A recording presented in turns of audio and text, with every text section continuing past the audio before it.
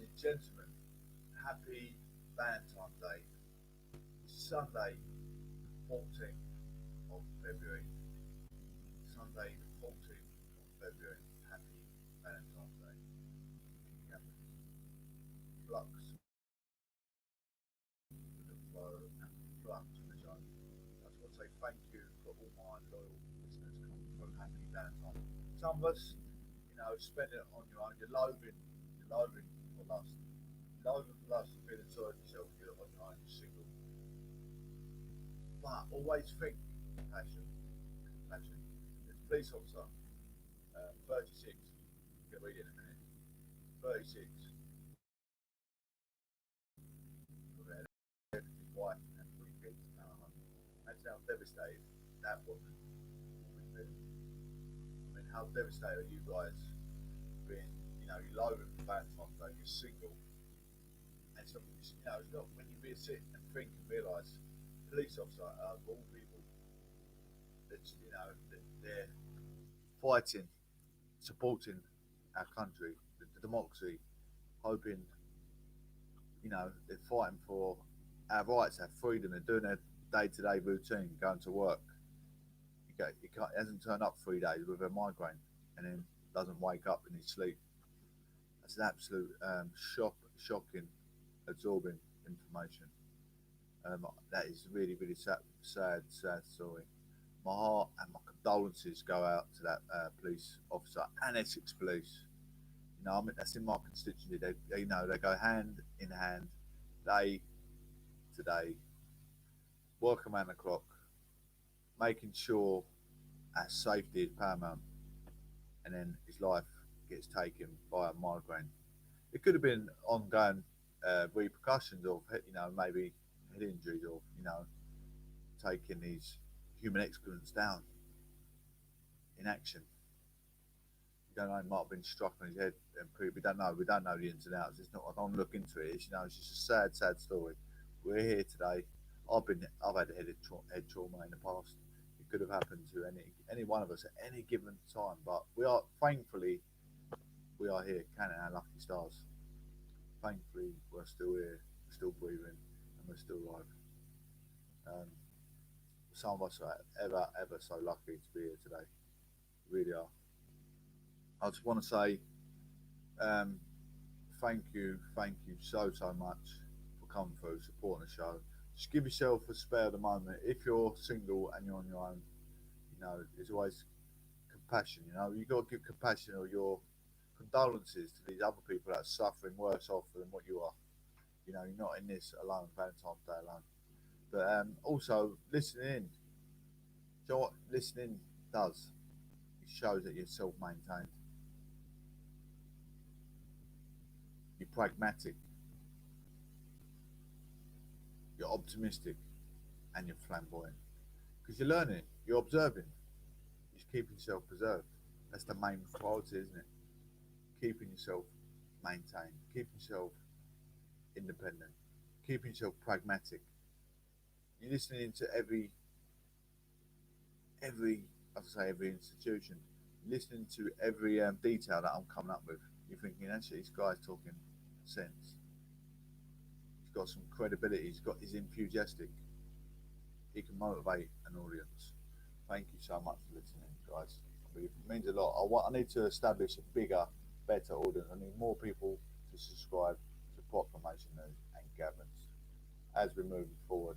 People want to know, when are we going to be going back to normal restrictions? I want to know when we're going back to normal restrictions. What are the ideas? When schools are open? We heard something about mid-March. So we're gonna look into it. We're gonna find out. You want to know when restrictions will be lifted so we can have some form of normality. Are we going to be back in lockdown next Christmas? What is the plan? What's going on? What is going on? Anyway, let's have a look into it anyway, shall we? Let's see what's going on. Thank you all for coming through. Thank you all for supporting the show. COVID. Boris Johnson suggests some restrictions could lift after mid-February, with UK on track to reach the vaccine target. I mean, there's a thing also it's not mandatory to have your vaccination. It's not mandatory to have your vaccination, but it's very, very wise to get your vaccination just to get back to some form of normality, surely. Boris Johnson has suggested some coronavirus restrictions could be lifted soon after mid-February, confirming the UK on target to reach its goal of vaccinating the most vulnerable to COVID-19 by that date. He said before the review point on February the 15th, ministers will looking at potential of relaxing some measures, but nothing will change until after that date. The Prime Minister was cautious when talking about relaxation of the rules table on the reopening of schools, which will be the priority when lockdown measures begin to lift. When England's lockdown was announced, it was hoped schools could reopen following the February half term if the top four groups, most vulnerable groups, have been vaccinated.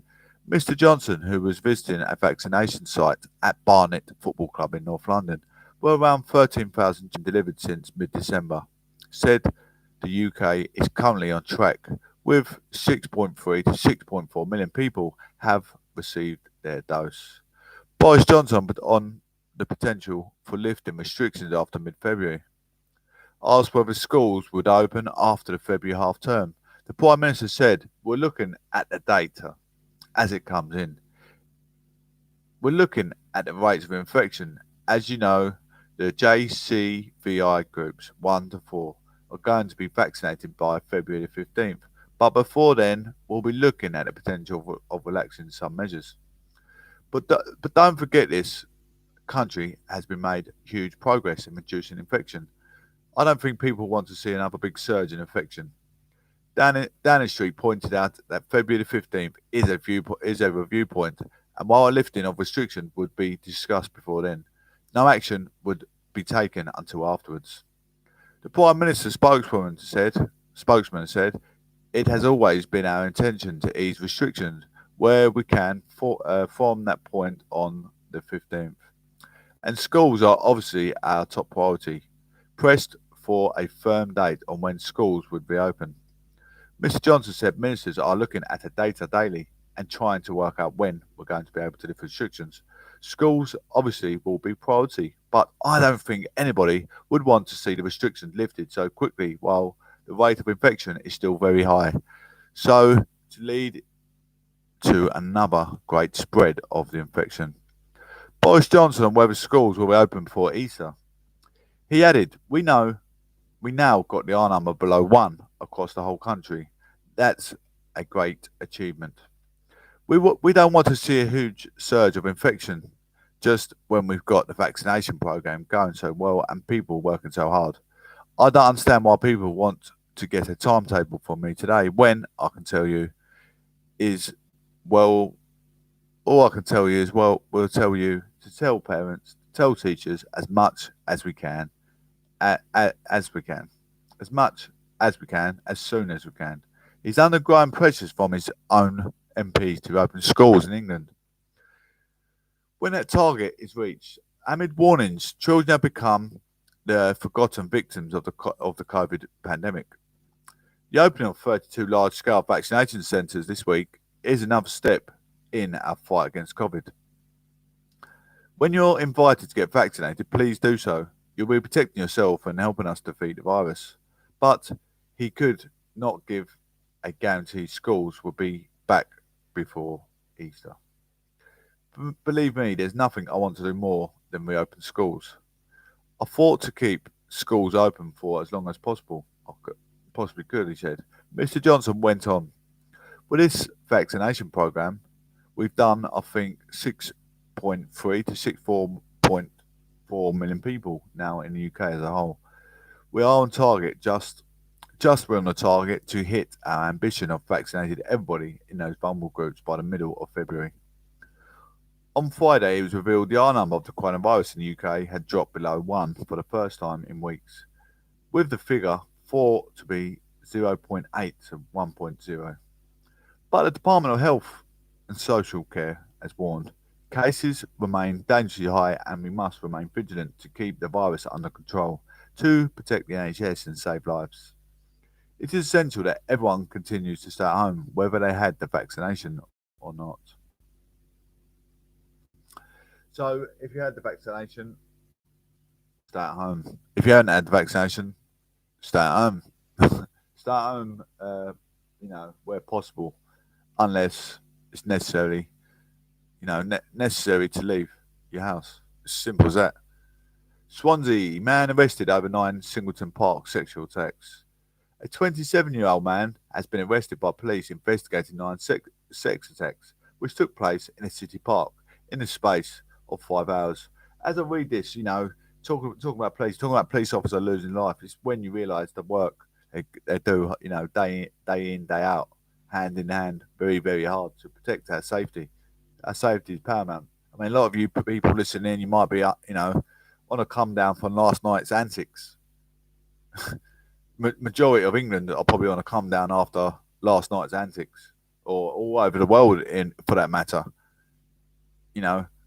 Some form of alcoholism or narcotics abuse, whether that be Class B, Class A. You're listening, you probably all got a bit of bitterness inside you, thinking, oh yeah, he's only a police officer, but he's working to make our lives, our safety paramount. That's all you got to remember. So when you sit there thinking, trying to write these people off, doing working hard day in, day out, remember, they've got family at home. They've got family members at home, and that's all that matters. And that's all that matters, that they're protecting our safety. That is the main thing. So when you're writing these people, even the council workers, because they haven't gritted your road, but they can't get their lorries at your road because you're icy. You write them off, but look at the work they do. Just because your street, they couldn't get their lorry down your street because there's ice on the road. It could cause a risk of the lorry going through your house because icy road. I've seen people, critics all over social media. Oh, we haven't had the council come out today. We pay our council bill, but the gritters ain't been down our road. Well, if they come down your road with that thick ice, that their gritter lorry could end up in your front porch. How would you like that instead? Think before you open your mouth. Some people are so docile, it's unreal. Anyway, the assaults happened in and around Singleton Park, Swansea, between 8 GMT and 13 GMT on Friday, which is PM, 8 AM and 1 PM on Friday. South Wales police tweeted to say the arrested man was being held in custody on Sunday. On Saturday, the force had appealed for a cyclist who was captured on CCTV to come forward. Detective Inspector Peter Collins said, "We are thankful for the support we have received from the local community so far, and I would appeal if anyone has any information that they have not yet shared with us, please do so now." But just before we go on a break, we've got UK elections coming up 6th of May. 6th of May. Anyway, very, very important to vote movement. When I talk about bona fide conservative, I'm talking about all the genuine traditional values. Which membership is right for you? Under 26 is only £5 to sign up for the Conservative Party standing party membership and all the associated benefits. It's offered at a special £5 rate to those aged under 26. I mean, I've always loathed politics. Really loved politics. Always loved it. At school I'd done media studies. I'm talking about from the age of like 15. I loved teaching. One of my things, to learn about World War II. I wish my granddad was a grenadier guard and an amphibious driver. Anyway, standard membership was £25 per year. Members play an active role in a party can attend our annual conference and receive voting rights in the party elections after 3 months of membership, all from £25 per year or just £2.09 per month. Armed Forces is £15 per year. Standard party membership and all associated benefits is offered at a reduced rate for serving and former members of our armed forces. You can help us win elections. All your subscriptions go towards our campaigns. Choose candidates and vote in leadership elections. So you can choose the people you want to represent you. Take part in our campaign groups. Like the Conservatives organisation, Young Conservatives, meet like-minded people, make a difference to our country. Come to conferences, join MPs, councillors and activists in the biggest event of the Conservative calendar. I mean, I'm a bit of an activist as well. It'd be nice if you guys come through and show a bit of support. Get the latest from inside the party with the regular member updates and exclusive member invites. Influencing party policy by giving feedback on policy briefs. You can connect with local Conservatives such as myself. As a member, you become part of your local association, support local campaigns and attend social events with members just like yourself. You also get a chance to stand in for election. Members have the opportunity to stand for election as Conservatives. So if you decide that you want to take part in our democracy, you can. I mean, we've all got different ideas of how we'd like to shape up the democracy, you know, for the safety of your children. What could we do better for even education, nutrition purposes? Are your children getting enough nutrition? Is there enough hobbies and interests for your children to do after school and during school? Are they getting the right education? So yeah, you got every right to stand in and make a difference. Or not even if you want to stand in, you can connect with your local MPs in that constituency.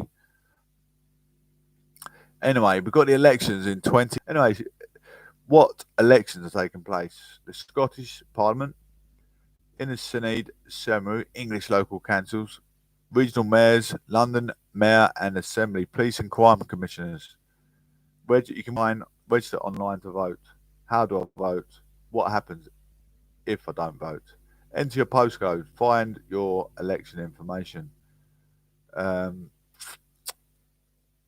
Turnout in election 35% in 2017. English local elections. Scottish Parliament is 55%. Regional mayor elections in 2017 was 27%. Welsh Synod election 45%. 2016 Police Crime Commissioners elections was 26%. 2016 London Assembly elections 45%. I'm going to make my election today, but we're not going to do it right. We're going to have a amid break. Thank you all ever so much. The show's been running smoothly this morning. We're almost 20 minutes into the show. I appreciate you all coming through. We're going to... I just looked at my thing, looked like Pretty Patel was on my live for a minute. Listen to Matt Hancock. Mr. Matt Hancock. Here we go, ladies and gents.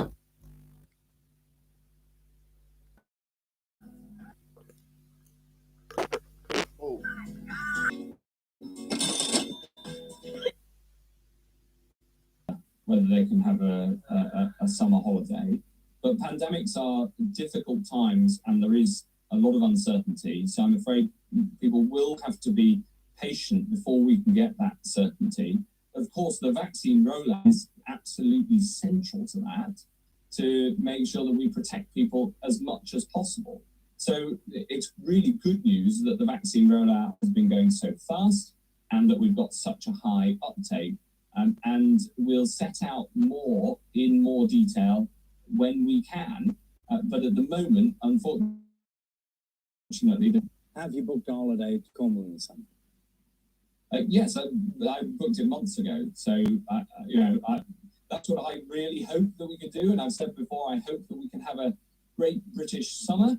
And we're working incredibly hard to make sure that that can happen.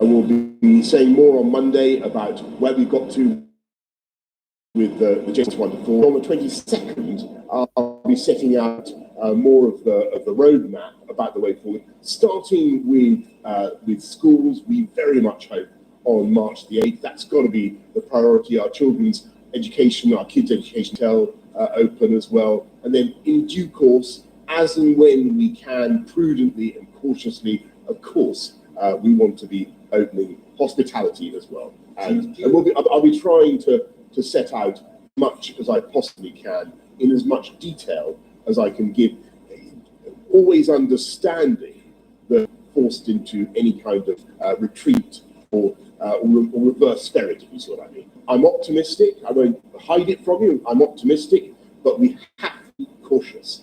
And I'll be setting out the roadmap, as I say, on the 22nd.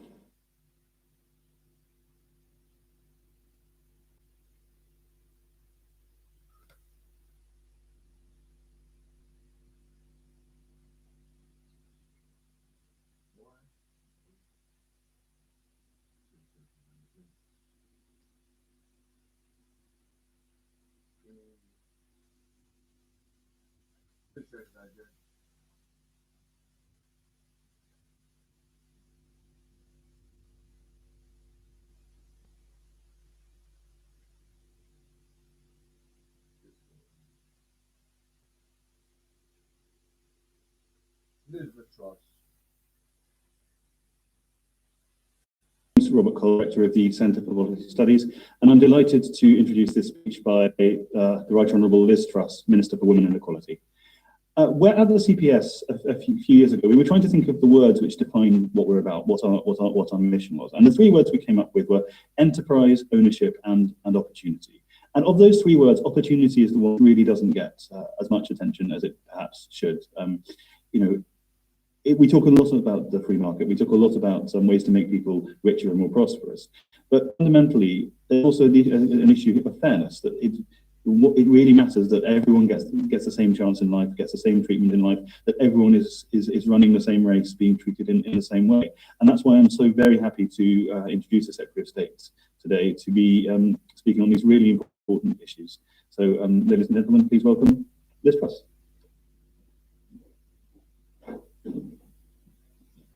Well, thanks very much, Rob. No matter your skin colour, sexuality, religion, or anything else, the United Kingdom is one of the best places to live. The British story has been driven from its earliest days by the desire for liberty, agency, and fairness. It's the notion that in Britain, you will have the opportunity to succeed or whatever you wish to do professionally, that you can be whoever you want to be, you can dress however you want to dress, you can love however you want to love, and achieve your dreams. But we must be honest, our story is not yet complete. Our equality journey isn't finished. For too many people, particularly in places beyond the southeast, opportunity is diminished. For years, successive governments have either pretended that all opportunity was equal or failed to come up with proper solutions, paying lip service to a problem that has festered for decades.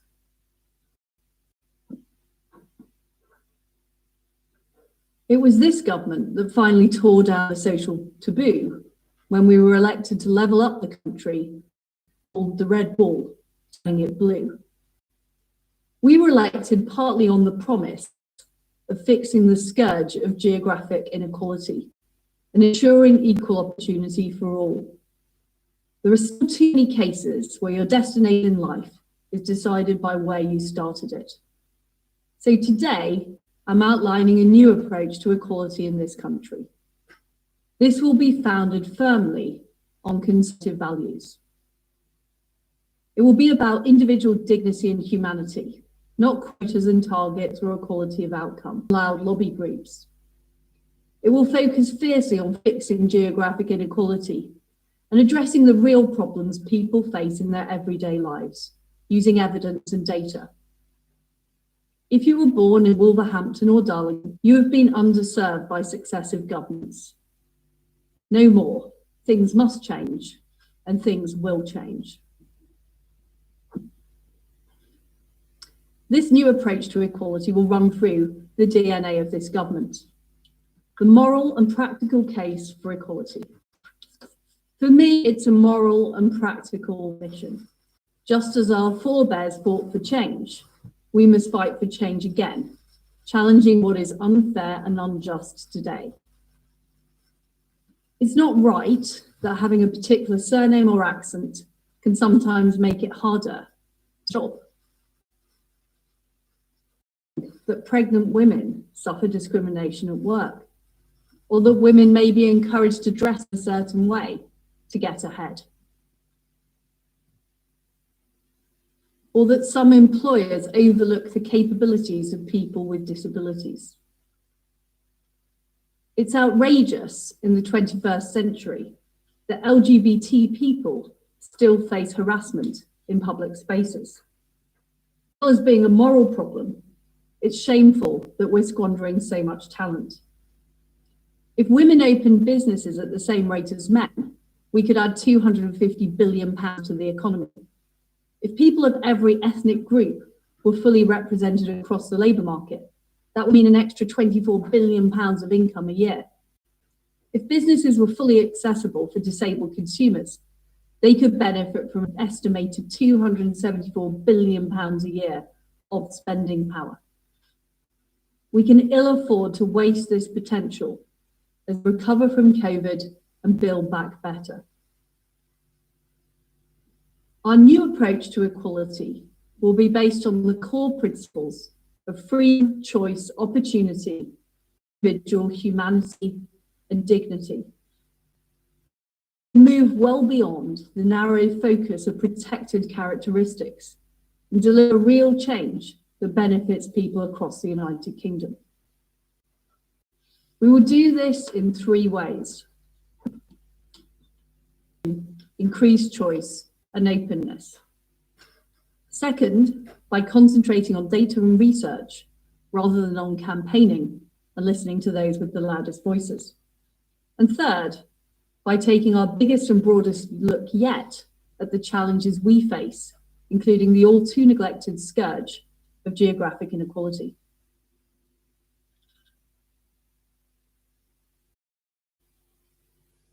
Now is the time to root the equality debate in the real concerns people face, like affording a home, getting to work, going out safely at night, ending discrimination in our offices, factories and shop floors, and improving our schools so every child has. Then it will be led by those whose ideas don't work.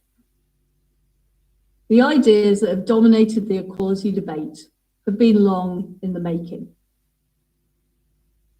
As a comprehensive school student in Leeds in the 1980s and 1990s, I was struck by the lip service that was paid to equality by the City Council, while children from disadvantaged backgrounds were let down.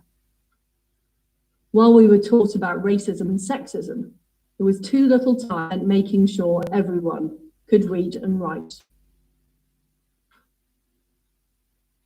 These ideas have their roots in postmodernist philosophy, pioneered by Foucault, that puts societal power structures and labels ahead of individuals and their endeavours. In this school of thought, there is no space for evidence, as there is no objective view. Truth has been game-changing for people's lives, better education and business opportunities. There was a preference for symbolic gestures. Even now, authorities rush to embrace symbols. For example, Birmingham City Council naming New Street's Diversity Grove and Equality Road, as if that counts as real change. Underlying this is the soft bigotry of low expectations, where people from certain backgrounds are not expected to reach high standards. This diminishes their individual humanity, dignity and agency, and it hasn't delivered the progress it promised. In 1997, there was a huge celebration of all women shortlists delivering Blair's Babes. But 23 years later, the Labour Party still hasn't had a female leader.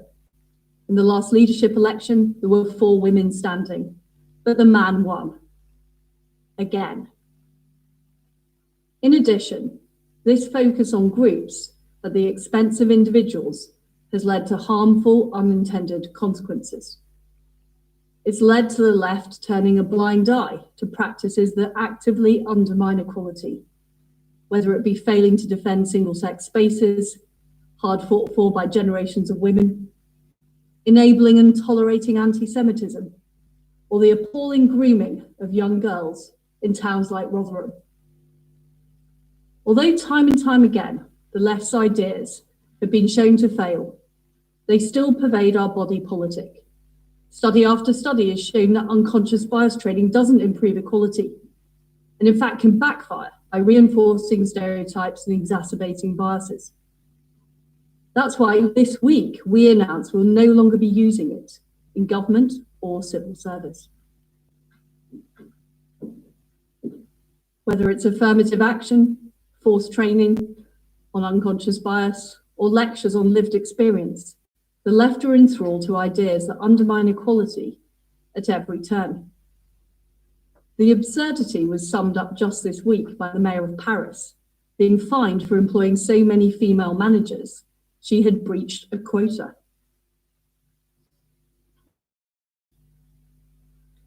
By contrast, 2 female leaders and has a cabinet with the highest by positively discriminating, but by positively empowering people who want to go into politics and opening up the party to people of all backgrounds. If you choose on the basis of protected characteristics, you end up excluding other people.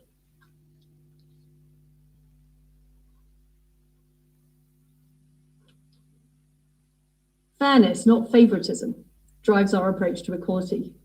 Too often, the equality debate has been dominated by a small number of unrepresented voices, and by those who believe that people are defined by their protected characteristic, not by their individual character.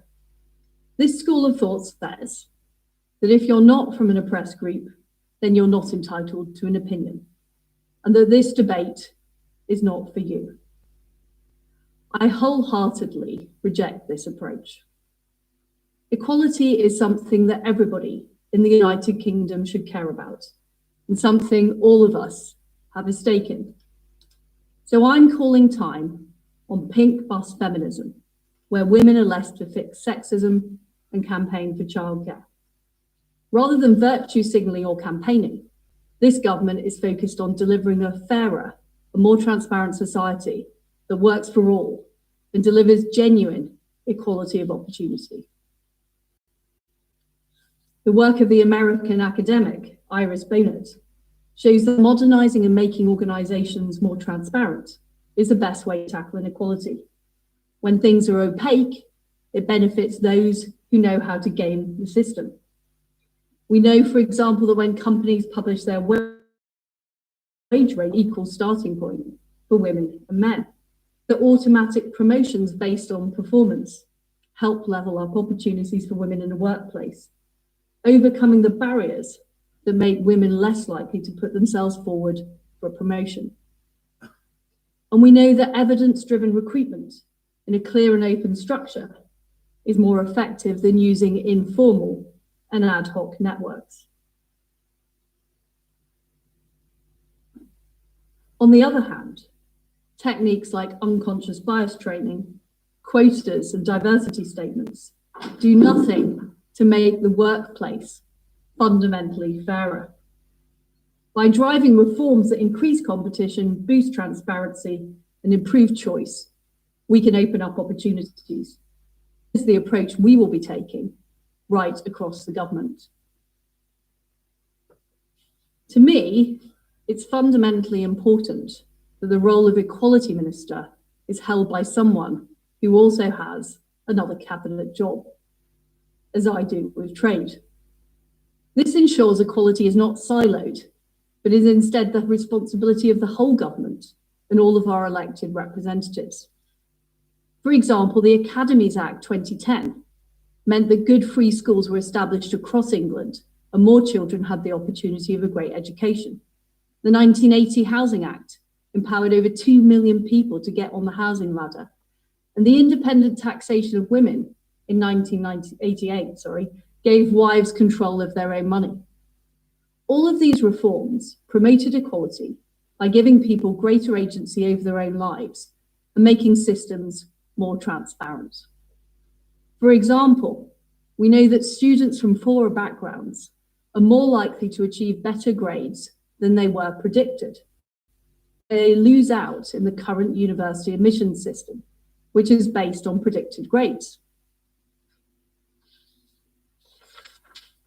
That's why Gavin Williamson is right to base the university admissions system on the actual grades students achieve, making sure students from low-income backgrounds have a fairer shot at university. In the workplace, we know that flexible working improves productivity and it helps people combine work with other responsibilities. That's why I'll be working with Alok Sharma, the business secretary, to enable more flexible working, not just as a necessity amid the COVID crisis, but to help empower employees. The best way to reduce unfairness in our society is by opening up opportunities for all. This is the level playing field we should be talking about. And we're going to make sure that that level playing field is properly informed. That's why I'm appointing chair and a wide variety of commissioners to the Equality and Human Rights Commission to drive this. Thank you all, ladies and gents. That's Elizabeth Truss. Let's go. You know, I like when she speaks in Parliament, she's phenomenal. She's phenomenally well spoken, well mannered. I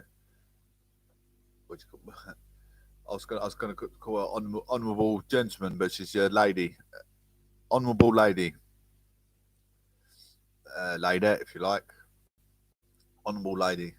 Yeah, she's a phenomenal speaker. I mean, she has everyone's hair standing on end when she speaks.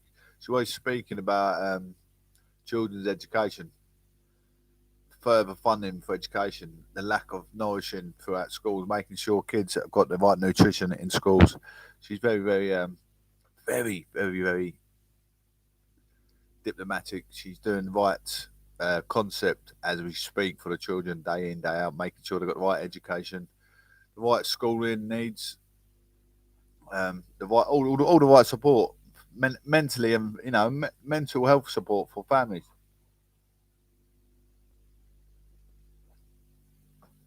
With children, absolutely. Anyway, Salmond and Sturgeon. What is the controversy all about? Two of Scotland's best-known politicians are involved in a bitter row. Some people believe it could force Nicola Sturgeon to quit as First Minister. Who are Alex Salmond and Nicola Sturgeon? The pair dominated Scottish politics for more than a decade. They lead the campaign for Scotland to become independent from the UK. Alex Salmond was Scotland's First Minister and Scottish National Party leader before Miss Sturgeon, who had been his deputy.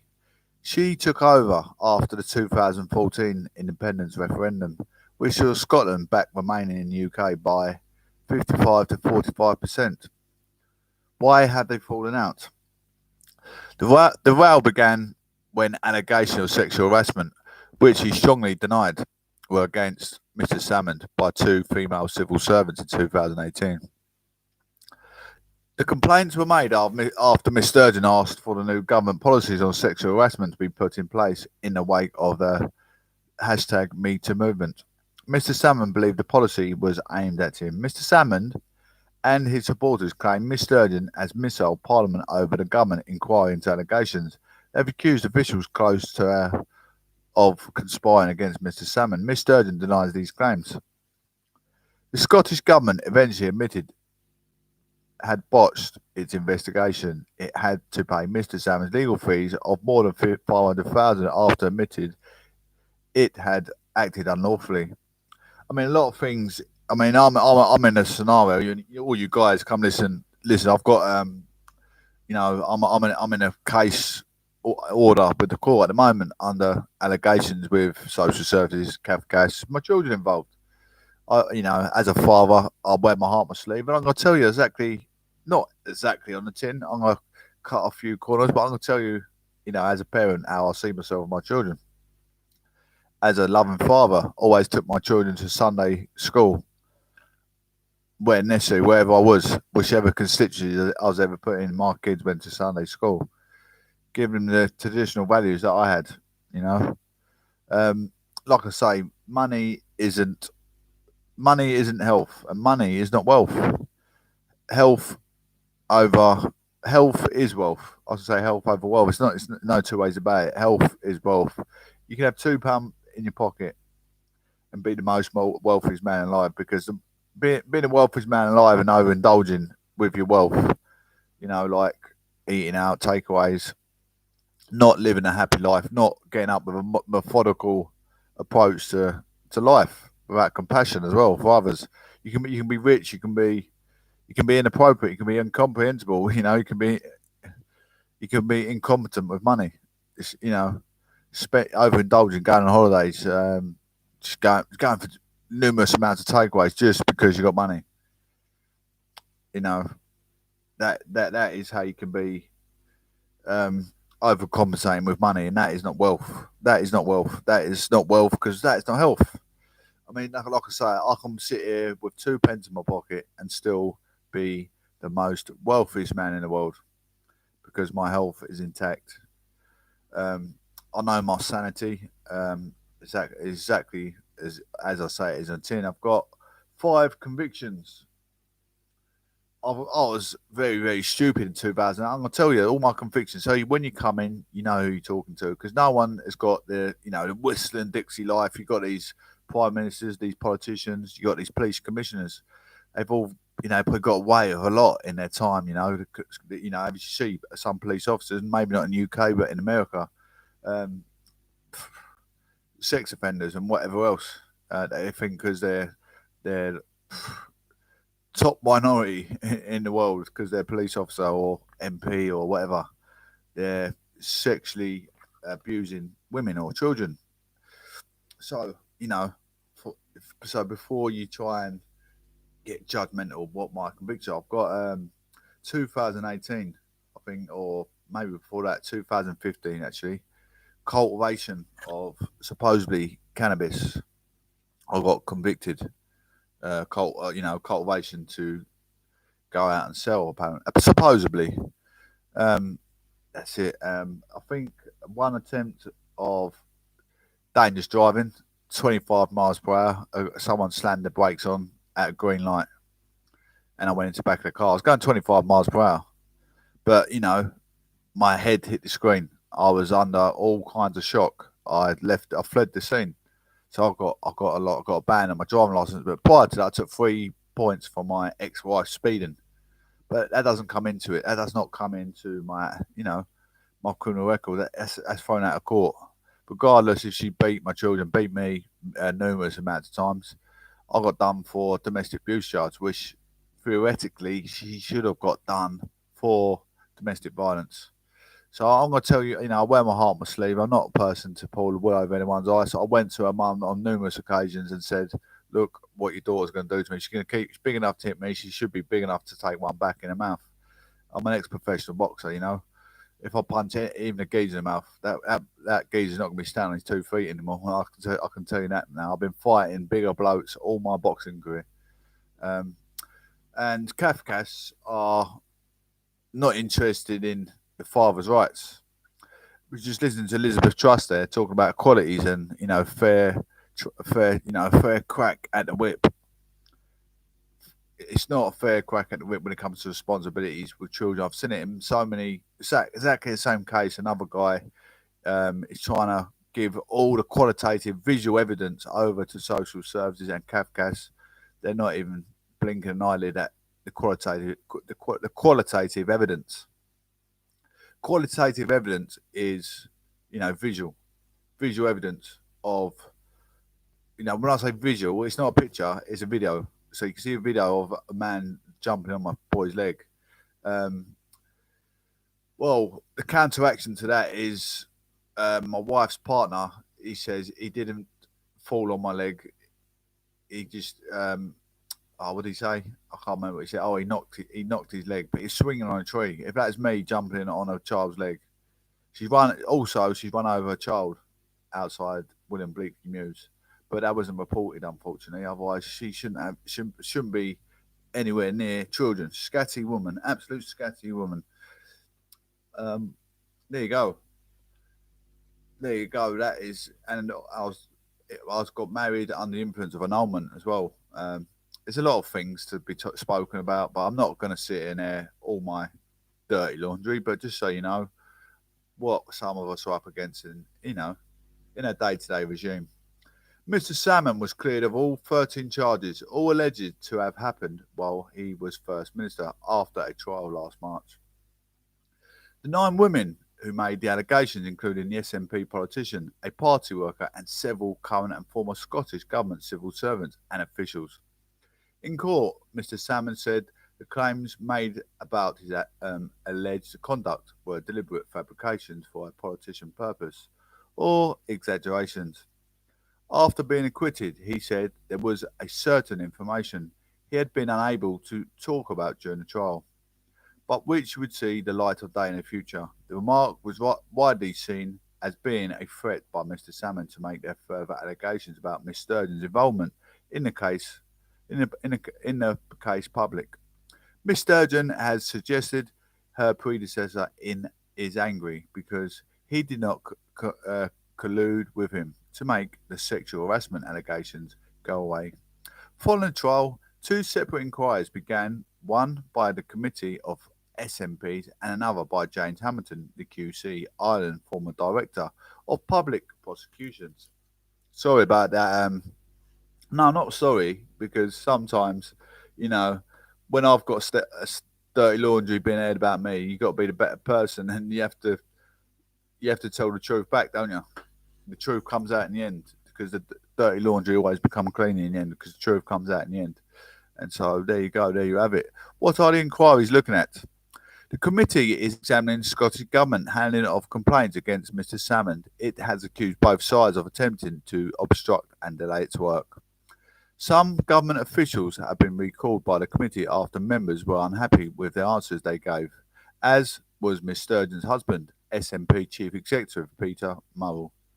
Mr. Vowell has been accused by opposition politicians of lying about meetings between his wife and Mr. Salmond in their Glasgow home, which were not formally recorded. He also faces questions about text messages he sent, which appeared to suggest pressure should be put on the police to take action against former First Minister. Bear with me 2 seconds.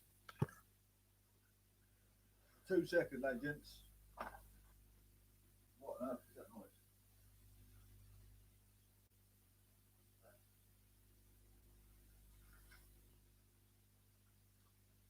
Sorry about that, agents. I'm back in the building. Back.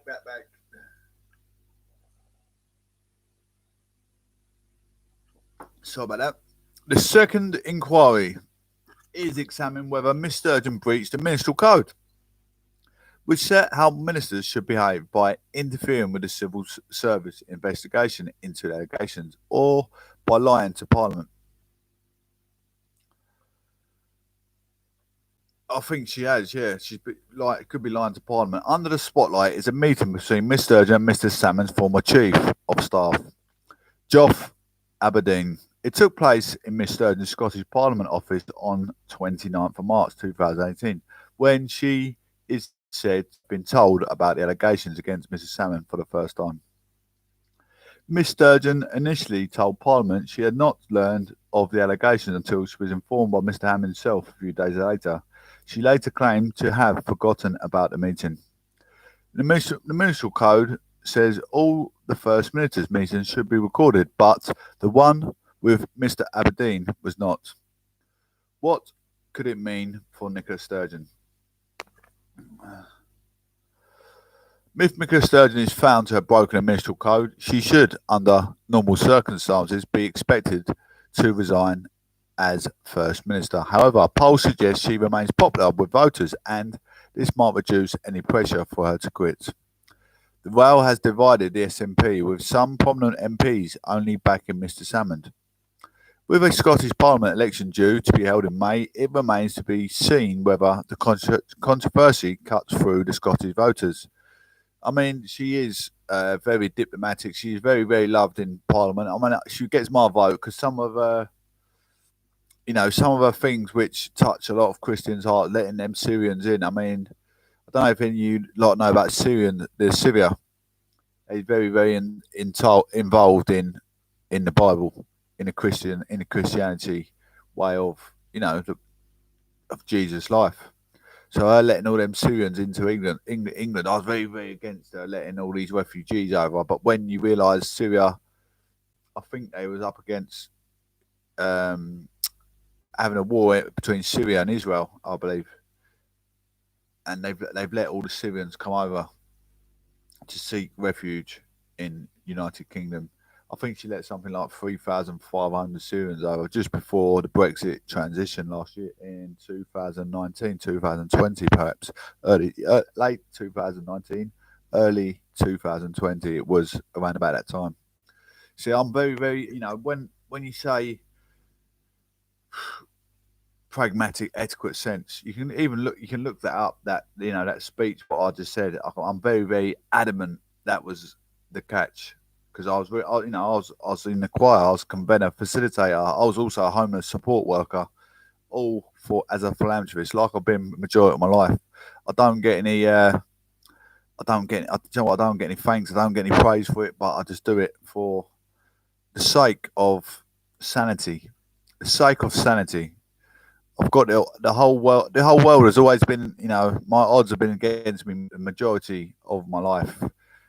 I'm not even going to put it down to lack of support. I'm going to do it for, you know, for the lack of,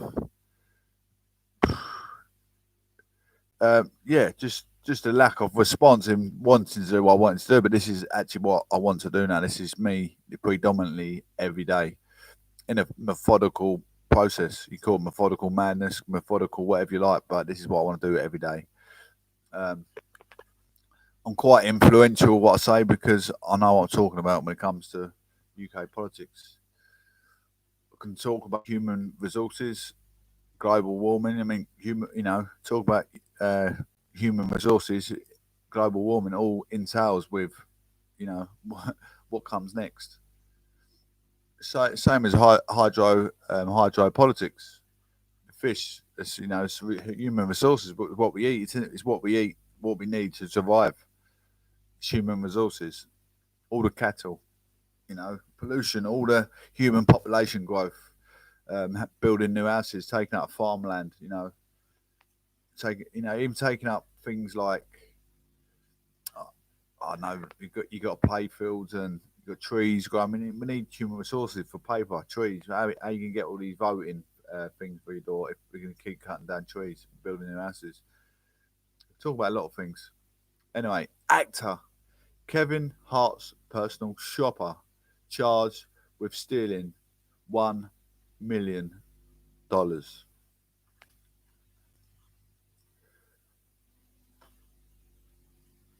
That's a lot of money.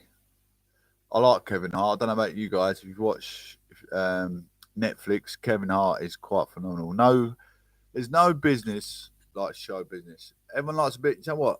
Politics and show business. It's sort of, I can relate to that. You know, breaks the monotony of keep talking about politics. Kevin Hart, former personal shopper, has been charged with stealing more than £730,000 from the US star.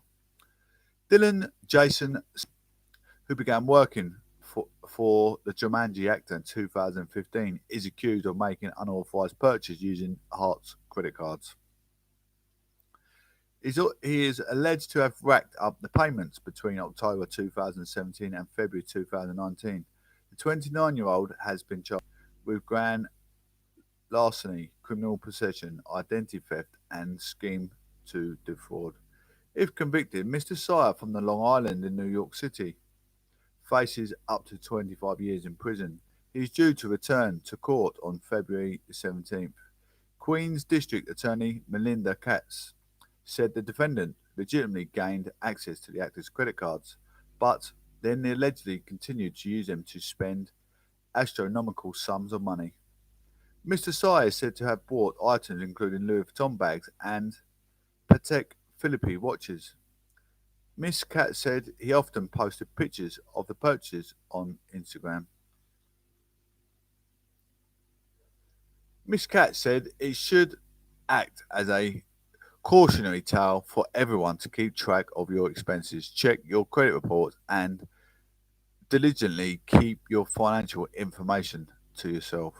Hart earned 39 million, 28 million for acting his $39 million and 28 million, which is 28 million pounds in UK money from his acting, comedy and sponsorship in 2020, according to the Forbes. That's a substantial amount of money, isn't it, for show business, filming. Anyway, his film credits include Jumanji, Central Intelligence, and The Upside. And last year, he released a Netflix documentary series about his life and career.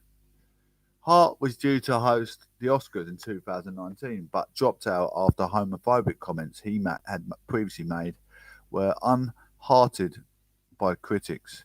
He was repeatedly apologised to the LGBT community for his intensive words of the past. I mean, to be a man, you know, to be, you know, like a etiquette, whatever you are, whatever you're, actor, singer, professional football player, boxer, professional basketball player, you're you know, your face, not just of your constituency, but of the globe. You got to act in a sensible mannerism, and he's not professional by any shape or form. Or, you know, I use the word etiquette, but some people are thinking, what's he talking about? But yeah, professional. He's not professional in any shape or form. He's not fit for purpose. He needs to change his act. Moving on, ladies and gentlemen. Cressida Dick, PM has complete confidence in Met Police Chief. We had this yesterday. I'm just going back through it because we're talking about elections, the commissioners. Boris Johnson has backed Metropolitan Police boss Dame Cressida Dick amid criticism of her force handling a sex abuse investigation. The Met is under renewed pressure over the way investigating now discredited claims about a VIP paedophile ring. I mean, you know, this is the legal law authorities. They don't always get. I'm not going to throw the book at them because they do try and keep our safety paramount, but then give and go glitter COVID. I mean, who could make that up? I mean, if anyone can do sums, who can make that up? You give and go glitter the COVID vaccination before the lights on me and you. I've got 5 convictions, which, for you know, well, they're all convictions, whichever shape or form. Should I have been convicted of them is a different matter. If they look at my aspirations, where I come from, who I am, what I've always tried to become, they shouldn't be throwing a book at me. Well, I haven't been thrown they're only cautions. They're not. You know, I haven't been sentenced to prison or nothing. It's just stupid, petty. It's petty. We call it petty crime, but the fact that it's on black and white on a bit of paper, it's just, it's not demoralising. It's just, I don't know. I can't even fathom it out.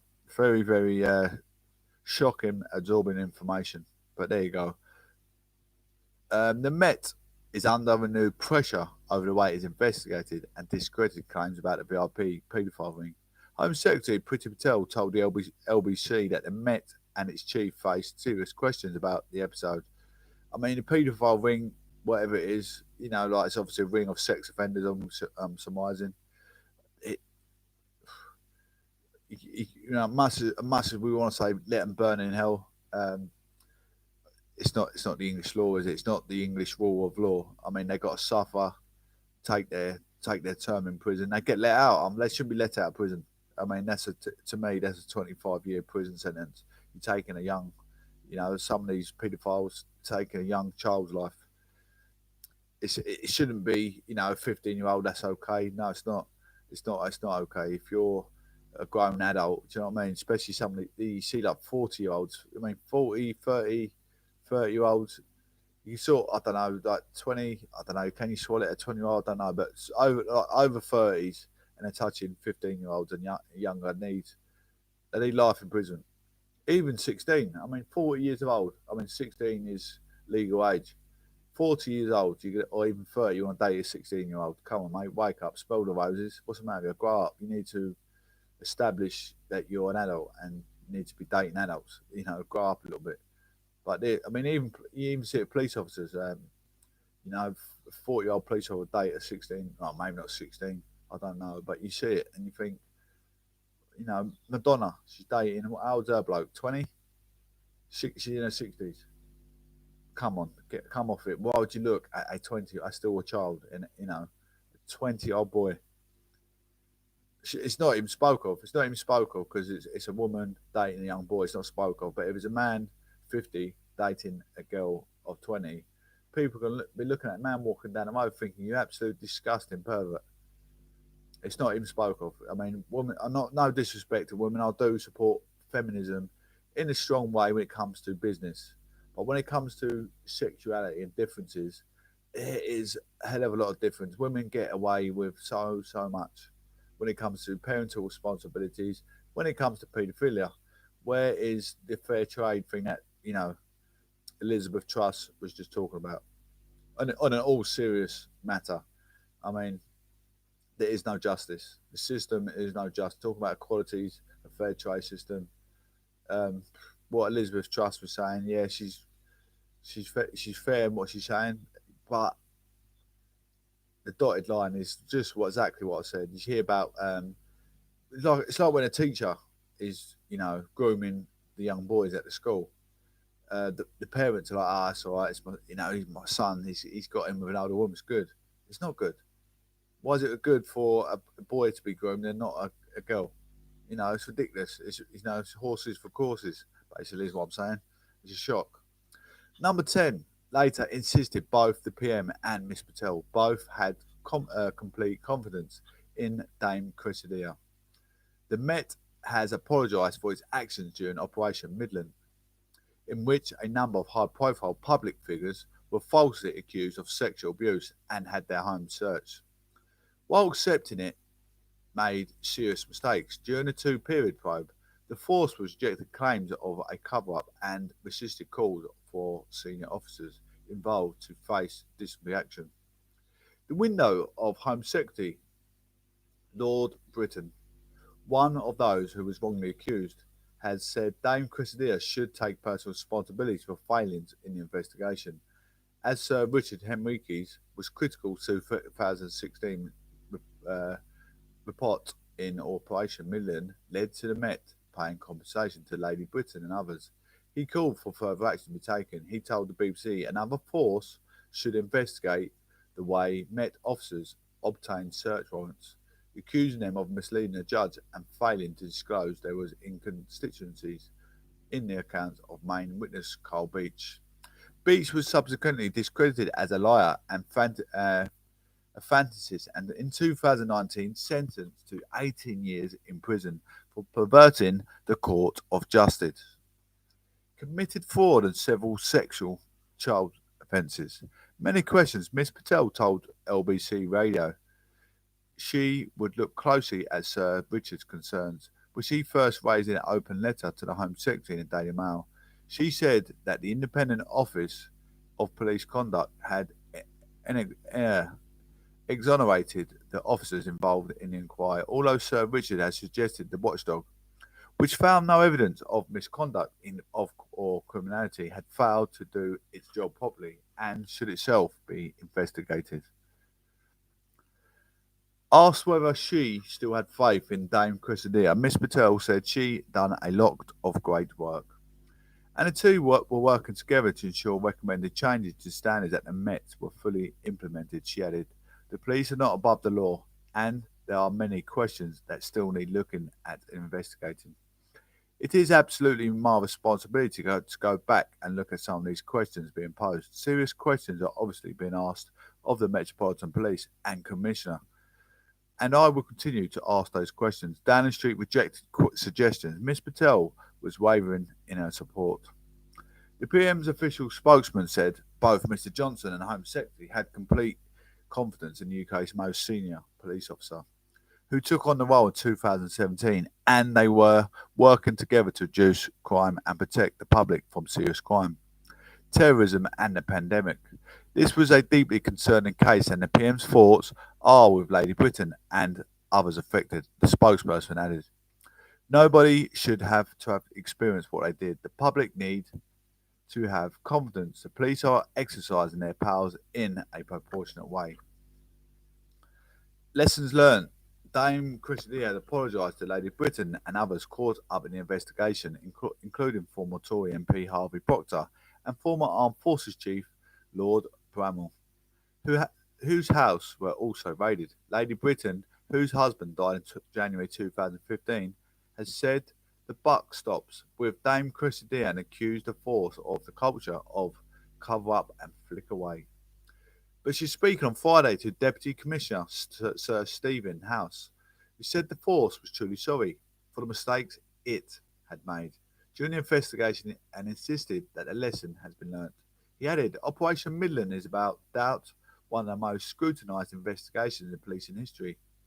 There is no cover-up, and nor has there been one. It is important to recognise here that although there were undoubtedly very serious mistakes made during the Operation Midland investigation, this does not in itself mean that it was misconduct by others involved. Oh, I didn't realise we were going over for 1 hour. It's been such a phenomenal show. I've been enjoying myself.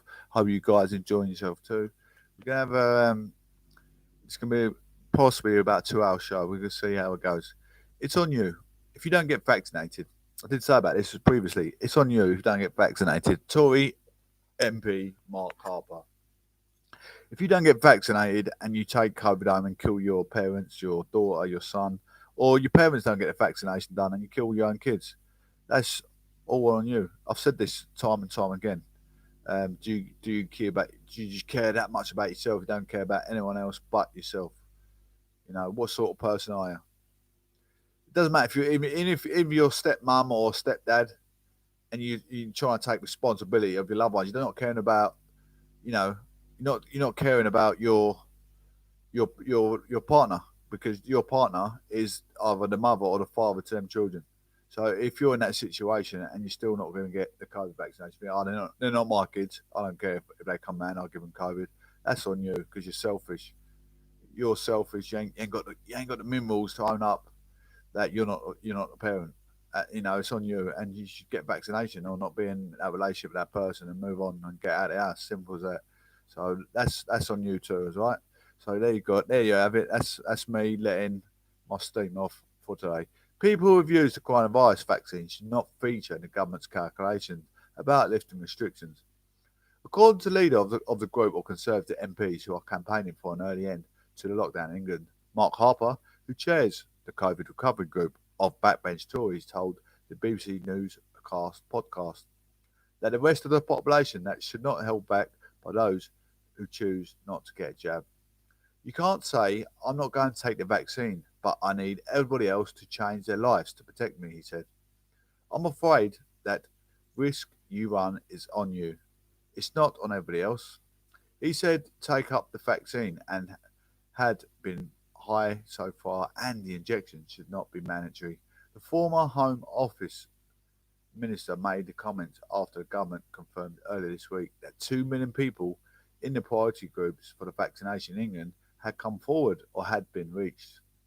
The complex evaluation, the number of people unprotected, had been taken into account when planning policies, according to Professor Adam Finn, who advises the government as a member of the Joint Committee on Vaccinations and Immunisation, move towards lifting restrictions and depend on level of population immunity to the variants of the virus circulating at the time, as has been said.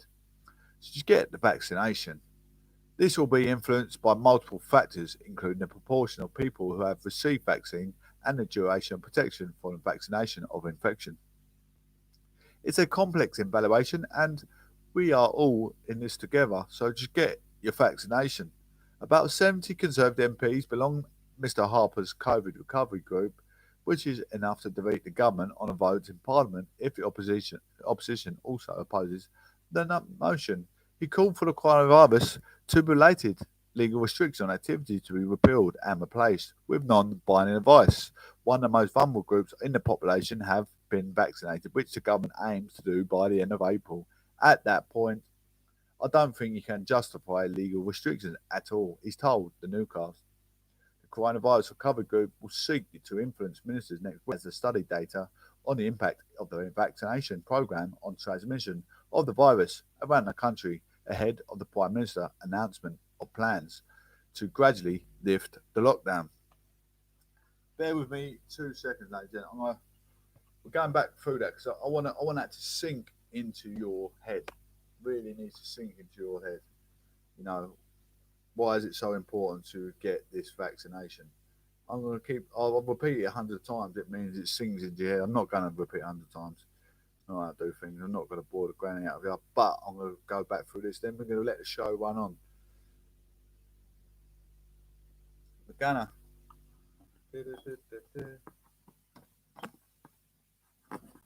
Work like it.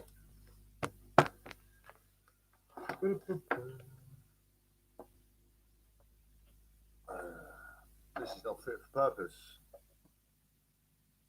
Not fit for purpose, ladies and gents.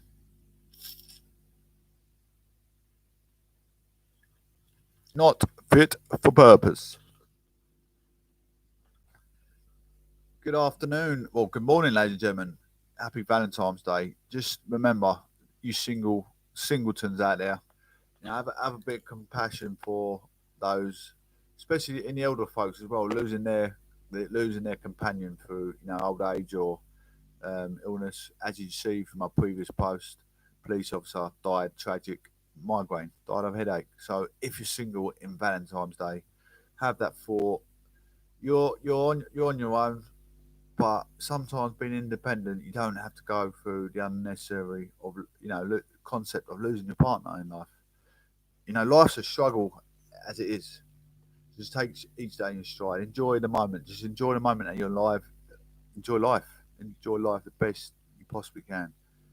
Anyway, I want to talk about the COVID variant, the vaccination. People, I mean, it's people not, I'm not going to get the vaccination. You know, you not getting a vaccination, you're putting your partner on risk. And, you know, stepfathers or mothers, you know, you're in a relationship with parents where they got kids and you don't want to get the vaccination. That is all on you. You shouldn't be in that amid relationship. So like I'm saying, it's on you if you don't get vaccinated. That's coming from the Tory MP Mark Harper. I'll be executive. People who refuse the coronavirus vaccine should not feature in the government's calculations about lifting the restriction, according to the leader of a group of Conservative MPs who are campaigning for an early end to the lockdown in England. Mark Harper, who chairs the COVID recovery group of backbench Tories, told the BBC's new podcast that the rest of the population should not be held back by those who choose not to get a jab. You got to think about the others going back, you know, the others around you. You want to get back to some form of normality, but yet you don't want to take the vaccination. Really, you should, in my hindsight, you should be allowed to enter hospitality sectors such as restaurants, you know, food catering places. You shouldn't be allowed in supermarkets. You should have to be locked in a home. It should be mandatory that you get the vaccination, just so we can go back to normal quicker. Mark Harper, who chairs the COVID recovery group of the backbench Tories, has told the BBC's new podcast that the rest of the population should not be held back by those who choose not to get the jab. You can't say I'm not going to take the vaccine, but I need everybody else to change their life to protect me, he said. Absolutely, exactly. As, you know, it is what it is. And Tim, why should we change our lifestyle around you because you don't want to get the vaccine, being ignorant, inappropriate and incompetent? It's just not fair. I'm afraid that the risk you run, it's on you. It's not on everybody else.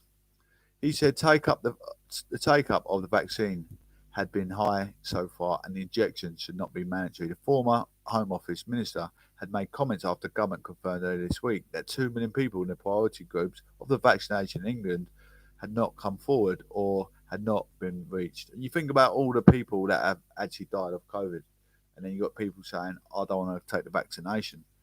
I mean, don't you ever sit and think, you know, that could have been you died of the vaccine. They're bringing out something to protect you, and you don't want to take it. It doesn't make sense. I'm not saying I wish you. I'm not the sort of person to say, you know, realistically, you should be the one that died, not the other. That's not a fair thing. That's not a fair thing to say. I'm not a horrible person. It's not the way I think. But you should think to yourself, that could be you next. That's how you should think it. It could be you next. So let's get the vaccination. we got support there if we need it, so take it. Support's there, take it. Simple as that. Complex evaluation. The number of people unprotected had to be taken into account when planning policies. According to Professor Adam Finn, who advises the government as a member of the Joint Committee on Vaccinations and Immunisation, moves towards lifting restrictions will depend on levels of population immunity to the variants of the virus circulating at the time, he said. This will be influenced by multiple factors, including the proportion of people who have received vaccine and the duration of protection following vaccination of the infection. It's a complex evaluation, and we are all in this together. About 70 Conservative MPs belong to Mr Harper's COVID recovery group, which is enough to defeat the government on a vote of Parliament if the opposition also opposes the motion. He called for the coronavirus related legal restriction on activities to be repealed and replaced with non-binding advice. One of the most vulnerable groups in the population had been vaccinated, which the government aims to do by the end of April. At that point, I don't think you can justify legal restrictions at all, he told the newscast. Coronavirus Recovery Group will seek to influence ministers next week as they study data on the impact of the vaccination programme on transition of the virus around the country, ahead of the Prime Minister's announcement of plans to gradually lift in the lockdown. So there you go. Just go and get your COVID variant. Simple as. Thank you all for coming through, supporting the show. We're going to have a short break, ladies and gents. I just want to, bear with me a minute. Bear with me 2 seconds. Have a listen to what's going on here. I like to see what other perspectives there are from different radio presenters. See who we've got. Have we got the Mayor of London? Mayor of London comes on LBC sometimes. Sadiq Khan. Let's see what's in store. We had Nigel Farage. There's a few candidates, MPs on LBC. We all love Tom Swarbrick. I'll do anyway. Sometimes. I don't know what's going on, but I appreciate it. Thank you ever so much for coming through, supporting the show. Tom Swarbrick, live. Come on, Mr. Swarbrick.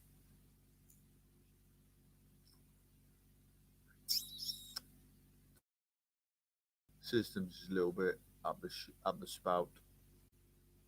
Roses from only £5. Selected stores only. Prices may vary. T's and C's apply. It's always nice to get something extra when you've not had to ask for it. And the more extra, the better. A complimentary drink is nice, but is better. At the Hyundai Upgrade event, we've added more savings so you could upgrade to a new £1,000 off. Visit hyundai.co.uk before the end of February to find out more. T's and C's apply. Saving against list price over 18s and participating dealers. Noise than your neighbour's yappy dog. And with so much time at home, now's probably a good time to do something about it.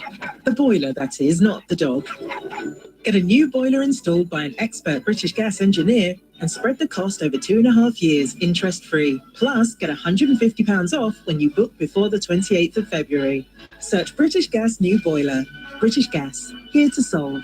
British Gas New Heating Limited is a credit broker and uses a panel of lenders. Conditions apply. Could you look your family in the eyes and tell them you're going out to exercise, not just meeting friends? That you only ever leave home when you really need to? Do you always keep a safe distance and wash your hands the moment you get back? Around 1 in 3 people who have COVID-19 have no symptoms and are spreading it without knowing. Sticking to the rules stops the spread. Stay home, protect the NHS, save lives. A friend said to me, give me one good reason why I'd want to go away on holiday this year. So I said, Saga, there are many reasons, such as they're only those who are fully vaccinated for coronavirus can travel policy, or they're booking a just in case your vaccine is delayed. They even include door-to-door VIP chauffeur service if you're flying long haul or going on a cruise, plus a private balcony with every ocean cruise cabin. Talk about escapism. With Saga's 70 years of travel experience, why wouldn't you want to swap your lounge for a lounger this year? Search Saga Travel. For full details of the coronavirus vaccination policy, see our booking conditions. VIP travel service available in the UK up to 250 miles. Only for ocean cruises and nationwide for long-haul travel. Over 50s only. T's and C's apply. My name is Roald Dahl. Some of you may know my books. Come on, Daddy. But this is only the beginning of our story. Come back to us, Roald. I am trying. Story of Roald Dahl and Patricia Neal. One gobstopper, please. Starring Hugh Bonneville. Do you like it? And Keely Hawes. I love it. I think she would have liked it as well. A Sky original. To Olivia. 19th of February, only on Sky Cinema, the home of Sky Original Films. This is LBC, Swarbrick on Sunday, with Tom Swarbrick, live from Westminster. Call 0345 6060 973. Tweet at LBC. Text 84850. It does seem to be the case that the government really wants to get all schools, both primary and secondary, reopened on March the 8th. Now, that is, of course, great if you can do it safely, but all schools together in one, imagine the buses of school kids trying to get through the gates and the classes that are going to be filling up on March. It just feels a little too soon for that, doesn't it? Maria's a new caller in Southend. Hi, Maria. Hello, good morning, Tom. Hi. Hi. This is a first-time caller. I'm a little bit nervous. You're more than welcome. Please don't be nervous. Thank you. Just first of all, to just say that I think all school teachers are absolutely dying to get the children back to school because it's very, very difficult with virtual learning and the virtual teaching. I have to go to school every day, which is absolutely fine because my Wi-Fi isn't great, but I find it easier to teach off two screens. I'm a science teacher, so the teaching of chemistry in particular is very, very difficult when you can't do the experiments. Yes. And so I just wanted to establish that I'm desperate to get the kids back through the gates. However, my situation is I'm 63 years old. I will be 64 in April. And I'm a little bit nervous about all the children coming back. And I haven't had a vaccination. Now I'm in group 7 because I'm just, not that it's a bad thing, but I'm just the wrong side of 65. And so on that basis, I'm not high priority in terms of having the vaccine. I'm just putting it to that maybe there could be a sort of a provision for people like me, school teachers that may be over 50, to be prioritised for the vaccine before March the 8th. So that we feel more comfortable about being surrounded by an awful lot of people when we've been surrounded by hardly any people at all. I just wondered what your thoughts were on that. Well, listen, I think I see the logic of it and sympathise, Maria, with the position that you're going to find yourself in, and lots of people will be worrying about that. As you say, if you're in group 7, in theory, from tomorrow, you should be getting called or having to call people to say, I'm here, I want to be vaccinated, as they move through the rest of the groups, now that 1 to 4 seem to have been done in double quick speed. So that will help. Yeah. But I realise that the efficacy you would get from that won't kick in until after March the 8th anyway. No. So is that, and again, this is it splits scientific opinion, whether schools really are centres of spread. I'm in a large secondary school. We've got over 100 teachers, obviously all of which are adults. We've got a lot of support staff for our special education needs students. We've got a lot of admin staff. We've got a lot of people working in catering, producing huge amounts of lunches, etc., etc. We've got caretaking staff. It's not just teachers. A school is not a place just for teachers. Agreed. So I will not just be with the children, which is one thing. I will be with about 200 actual adults as well, where I haven't been with probably more than 4 adults for ages. What would you say, Maria? And I realise that this is even putting this to you apparently lacks the necessary sympathy required for someone in your position. So apologies for that in advance. But the damage being done to young people by not being in school is so great that it outweighs any potential damage that could be done to you if you were to catch it and fall ill, given the balance of risks between the two. That your risk of ending up in hospital is higher than a 20-something teacher's, but not so high as to mean that schools should continue to be shut or that they should wait until you've been vaccinated. Yes, I agree. I agree with you. However, the average age of people at the moment in ITU, intensive therapy, is 60. And so if I do contract it, you are there at greater is a risk. higher likelihood that I'm going to be ending up in intensive care. Well, I don't think there's that also, Tom. I don't think there's that many teachers that are of my age who are working. And I don't think there's that many of us. In my school, there's only 2 people over 60 out of all those teachers. It's only 2. I actually think you encapsulate, thank you for your call, by the way, and great first-time call. You no need to be nervous at all. I actually think you encapsulate part of the reality of getting schools back up and running, which is, for some people, you might take a decision that in order to be right on the safe side, you'll continue to do a bit of teaching from home if you can, or you'll continue to do your classes slightly, or something will be done slightly differently for someone in your position, to mean that once you've been vaccinated, then you can get back out and running again with the afterburners on. Maria, thank you very much indeed. Tom's in Manchester. Hi there, Tom. Hi there. Again, first time caller, so I can feel the trepidation as well. But so yeah, I work in a primary school in Manchester. I'm a teaching assistant, but at the moment I'm currently leading my own small bubble of children. I'm in a 3-form entry school, so there's 3 classes per year group. One of the teachers has their own bubble at the moment, and then I've got my own bubble. The other 2 teachers are sorting out the remote learning. Now, you'd think those 2 teachers would therefore have less work, but I've never known them to be so inundated with the level of work they've got at the moment, and it's just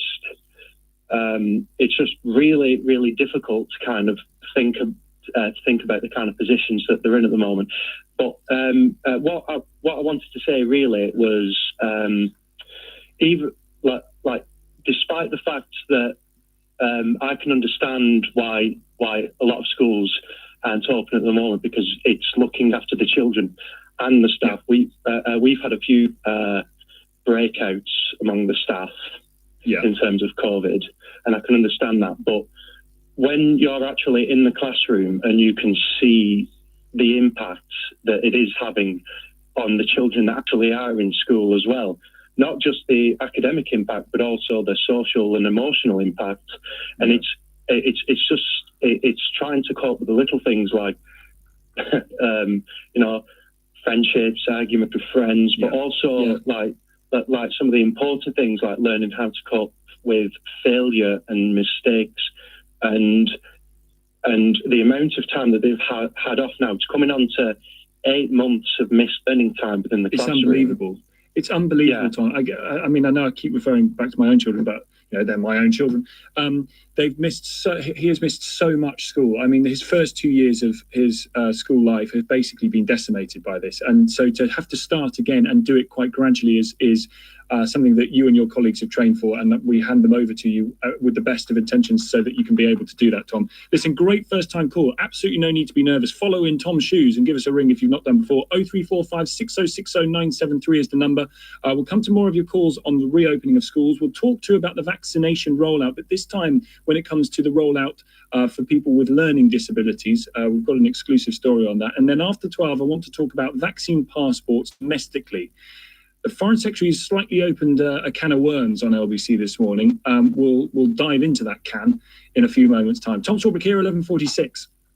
Weekends at LBC with Rachel Johnson. My hopes for next year without vaccine passports have telescoped to sitting on a park bench with a friend, having a cup of coffee and not getting arrested. I can't wait for my Corona digital pass. I resent being told by a government minister this is not how we do things in this country, when frankly everything that we used to do as a matter of course has been made illegal. Rachel Johnson, this evening from 7. LBC. If you're an EU citizen and were living in the UK by 31st of December 2020, you must apply to the EU settlement scheme. If you miss the deadline, you could lose your existing right to live and work in the UK. You still need to apply, even if you have permanent residence. The deadline is 30th of June 2021. Don't wait any longer. Visit gov.uk uk/EU settlement scheme and get started today. Irish citizens or those with valid indefinite leave don't need to apply. A dozen red roses, chocolates to share, Prosecco, 2 glasses. Make Valentine's Day at home special with a gift from your local co-op. From our dozen fair trade red roses to our delicious co-op irresistible Prosecco and fair trade milk chocolate hearts, we have everything you need to show them you care this Valentine's Day. Co-op is what we do. Subject to availability. See participating stores for details. Roses available from the 9th of February. Please drink responsibly. That's Emma, winning the BP Fuel Your Year daily prize draw. There's a whopping £2,000 worth of points up for grabs every day to redeem on BP Fuel or at Amazon, Virgin Wines, M&S and more. Just use your BP Me Rewards card or BP Me app in store to be entered. Oh, that's all my food shopping sorted at M&S for a while.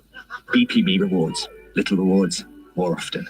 Offer ends 2nd of March 2021. Daily prize draw of 400,000 points, no cash alternative. BP Me Rewards customers only. For full terms and conditions, go to bpmerewards.co.uk. Introducing PokerStars Casino. Bright lights, high pulses, hearts racing, reels spinning. In. The roulette ball clicks and comes to a stop on the date of your mother's birth. Award-winning PokerStars Casino. Infinite outcomes. One thing to say. I'm in. Join PokerStars Casino and play. 18 plus begambleaware.org. Please play responsibly. At Vodafone, we know how important it is to keep connecting. Whether you're working from your back bedroom or keeping the kids on top of chemistry, it's now more crucial than ever to have a reliable broadband connection. So, switch to Vodafone Superfast Broadband to get average download speeds of 63 megabits per second for just £22.95 a month. Available online today. Ready? Vodafone. Offer ends 4th of March. 24-month contract, credit check, acceptance, terms and CPI plus 3.9% annual price rise apply. Vodafone.co.uk/broadband. I've found a simple way to invest. I found a low-cost way to invest. I found a fair investment company. We found Vanguard. And so have 30 million other investors worldwide. It's not surprising Vanguard is a Which recommended provider for investment platforms, once again in 2020. Join us today. Vanguard, value to investors. When investing, your capital is at risk. These are not just roses. These are large-headed, scarlet, velvety M&S roses with cool green eucalyptus. Make your Valentine's Day bloom with our glorious True Love bouquet from £25 or 12 M&S red Calypso roses from only £5. Selected stores only. Prices may vary. T's and C's apply. I don't mind how big it is. It's got to be big. Just need a regular smartphone, not the latest. I've got to have the latest. I mean, I'll pay a bit for it. I wonder what mine's worth on eBay. Only £230. Now we're talking. Sold at £230. Blimey.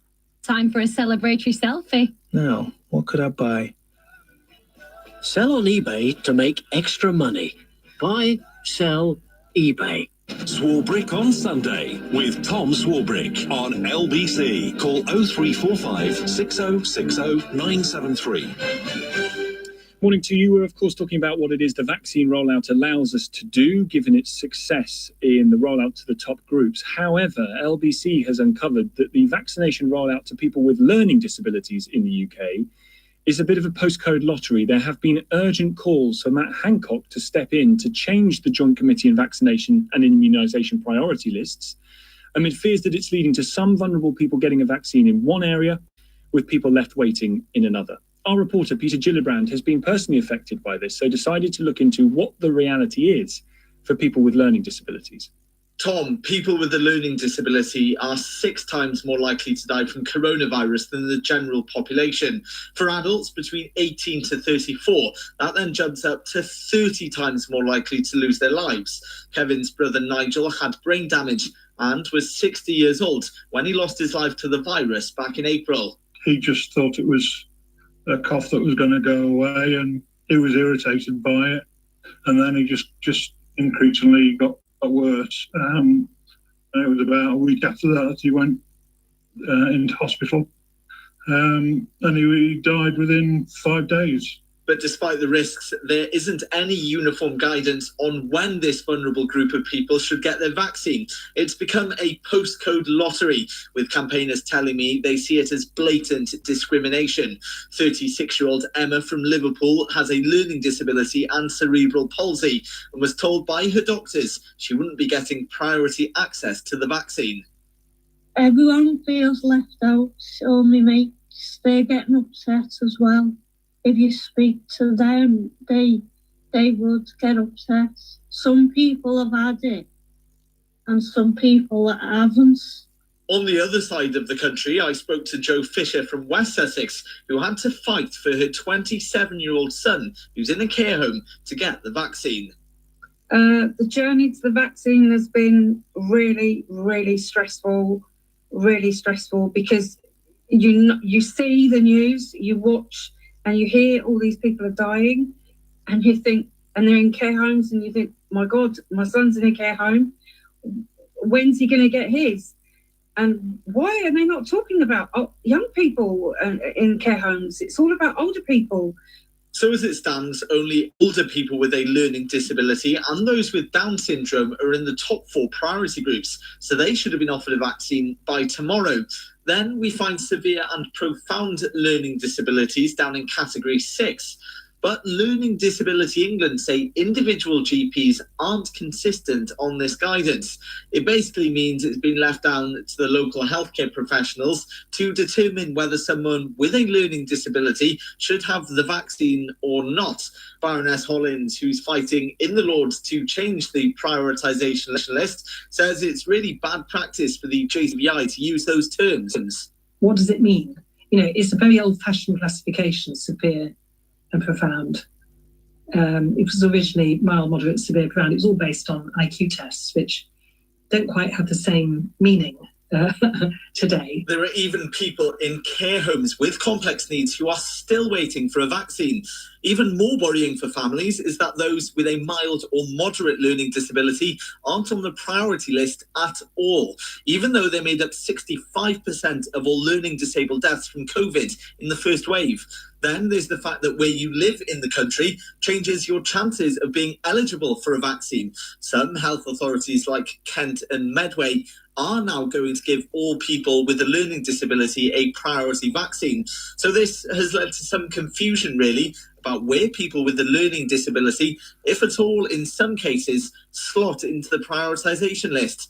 Adele Harris is the head of the Learning Disabilities and Autism charity, MENCAP. With the Joint Committee on Vaccination and Immunisation just came out immediately and said all people with a learning disability should be in at least priority group 6, then all of this communication challenge and focusing on definitions and leaving things to the discretion of a local GP, all of that would just be taken away instantly. LBC understands legal proceedings have even been launched against the Health Secretary Matt Hancock on this. Elizabeth Cleaver is from Bindment LLP and says they're arguing people with a learning disability are being discriminated against. Really, we don't accept the Secretary of State's response when they say that we had to accept what the JCVI have said.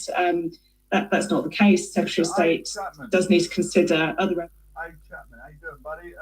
Could you please call in, buddy? Hit the call button. We're just talking about the vaccination. If you'd like to call and give me a vote, what's your perspective on people? We've got, I don't know if you'd like some news. I can just imagine that you want to take your COVID vaccination. We want to get back to some form of normality.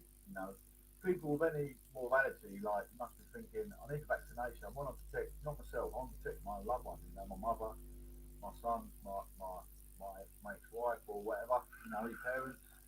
And there's some people saying, I still don't want to take the vaccination. What's your perspective about going back into the hospitality sector? That's what I'd like to know. If you can call in, I'd really appreciate it. I don't know if you're up to your neck in it and you're busy at the moment, but please call in. I'm live on YouTube. Aid is is one of my greatest friends back home in the constituency of Hertfordshire. Hopefully he can he can call in just shortly. So we're just waiting for Aidan to call in. This can be phenomenal. Please call in, Aidan. This would be great to hear your verdict on the perspective of the COVID variant. So now hit the call in button, buddy. It's this third one in from the bottom, the phone icon. I'd really appreciate your time if you can call in, mate. We've got loads. I've got listeners. We've got 15 listeners on here. No one that I know really, to be honest with you. No, I don't know anyone apart from you. You're the only person I know on here, Aid. So feel free, mate. Just feel at home. Come through, talk it through. What's your verdict on the COVID variant? And we could start talking about how we're gonna survive in years to come on on the local on the global resources. We've got global climate, population growth. Obviously, I think this COVID variant. I don't know who's man-made. Was this man-made? Was COVID man-made, or was it weather permitted? These scientific advisors say it was man-made, but we know, me and you know, population growth needs to be subsidised so we can live off the resources and go back to more population growth. Every 10, I think is it every 10 years? There's something like every how many years it was now. I didn't know. Every so many years is another 10 million people added to the population. Let me see if you're busy. You must be busy in the background. I'm just going to give you a shout now, mate.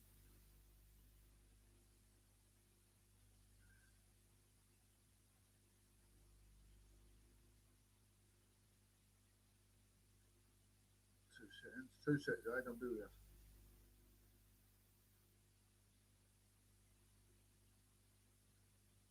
Two seconds, mate. Call in, buddy. Call in, mate. Are you free to call, or shall I count?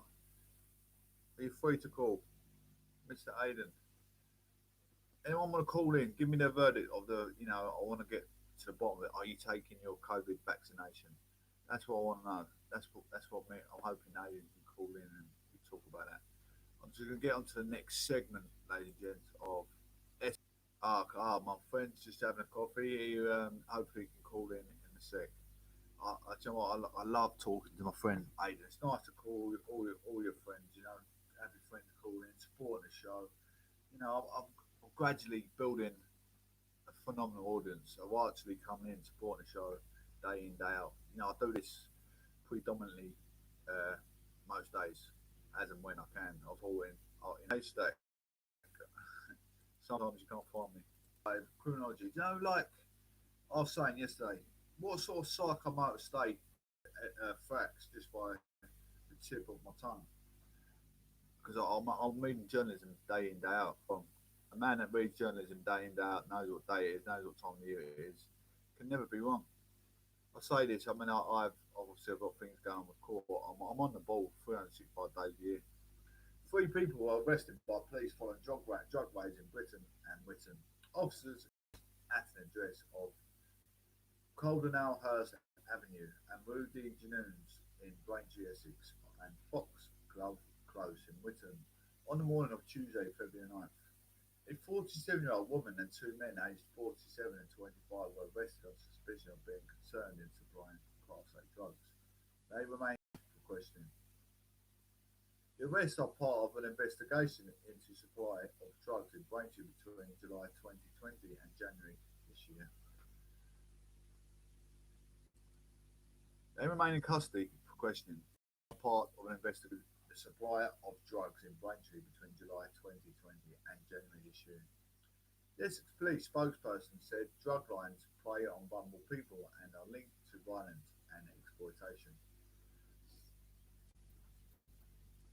While the majority of residents will never be affected by gangs, these criminals are causing misery in some areas of our communities, and we are determined to protect the most vulnerable people from harm. We can do this by working together as a community. If you're worried who is involved in gangs or you have information about drug dealing in your neighbourhood, you can submit a report online. Alternatively, you can call 101. Information can also be given by independent charity crime stoppers anonymously On 0800 555 111. There you go. Please try and do as much as they possibly can to protect.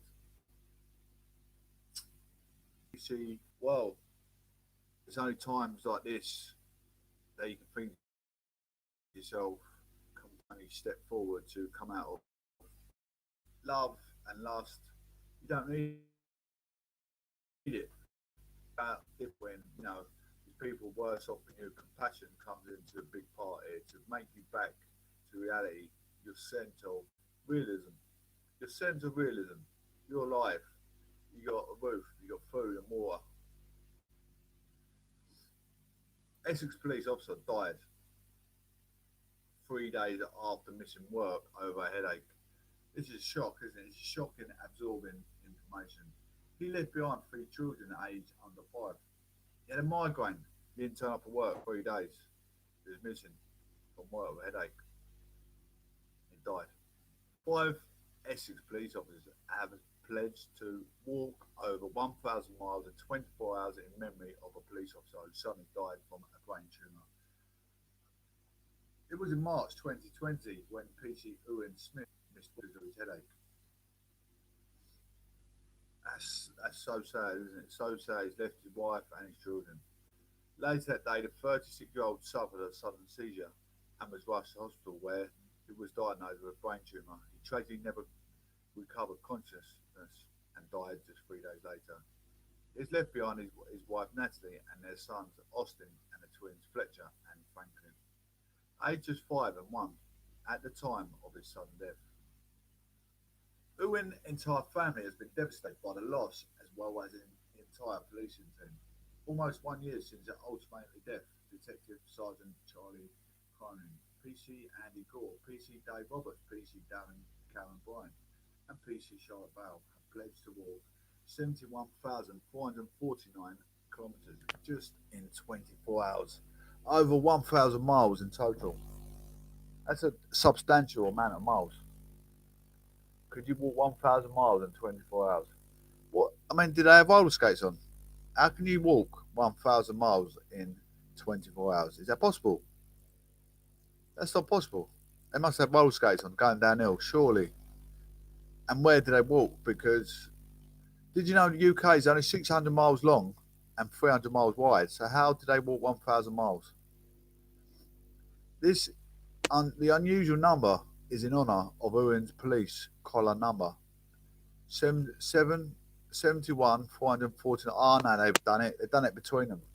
They've done the miles between them. But still, I mean, they must have gone back and forth, or left. I don't know. Or did they walk on a treadmill? There's nothing to say how they've done it. As long as it is safe to do so, the team will set off in May for Owen's hometown in Southend through Grays, Chelmsford, and finish up at Essex Police Headquarters. So there you go. I'm not going to, you can't. There was me jumping to conclusions, trying to write the police off. You can never write the police off for the things they do. I know that what they do behind closed doors might not be significant for their job, but when they're on their job and doing their job to protect the society, they do the best they can. And you do see them raiding drug raids and whatever else. Do they attack the great gang lords? We don't know.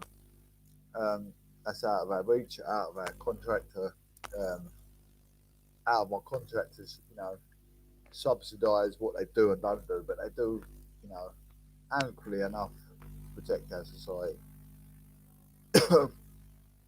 Each area is significant to Owen's life, where he lived, worked, and served as a police officer. But in this such circumstance, I shouldn't be questioning how many miles did they do, how did they do it. But when I read it, 71,000 kilometres, I'm thinking, well, it's only 600 miles long, 300 miles wide. How did they do it? Obviously, in the end, they come to a conclusion. Could have had treadmill. So, I'm trying to make a conclusion to that. For that, I'm evaluating and analysing the statistics that's in front of me. And there you have it. They've done it in a small area for a group of people. He was fit and healthy young man. Owen's death came as a complete shock to us all, said DS Charlie Cronin, who is the team sergeant at Grays. He was fit and healthy young man who had even recently taken part in a charity boxing event, which he had to do with a lot of training for. We've been waiting to do something as a team to honour Owen's memory, and due to the coronavirus pandemic, we weren't able to attend his funeral or arrange anything special at that time. None of us are athletes, but we wanted to do something that would be a challenge and somehow involve Owen. Which is why we choose to walk with a distance that reflected his police collar number, and to ensure it was proper challenge, we set ourselves a time limit of 24 hours.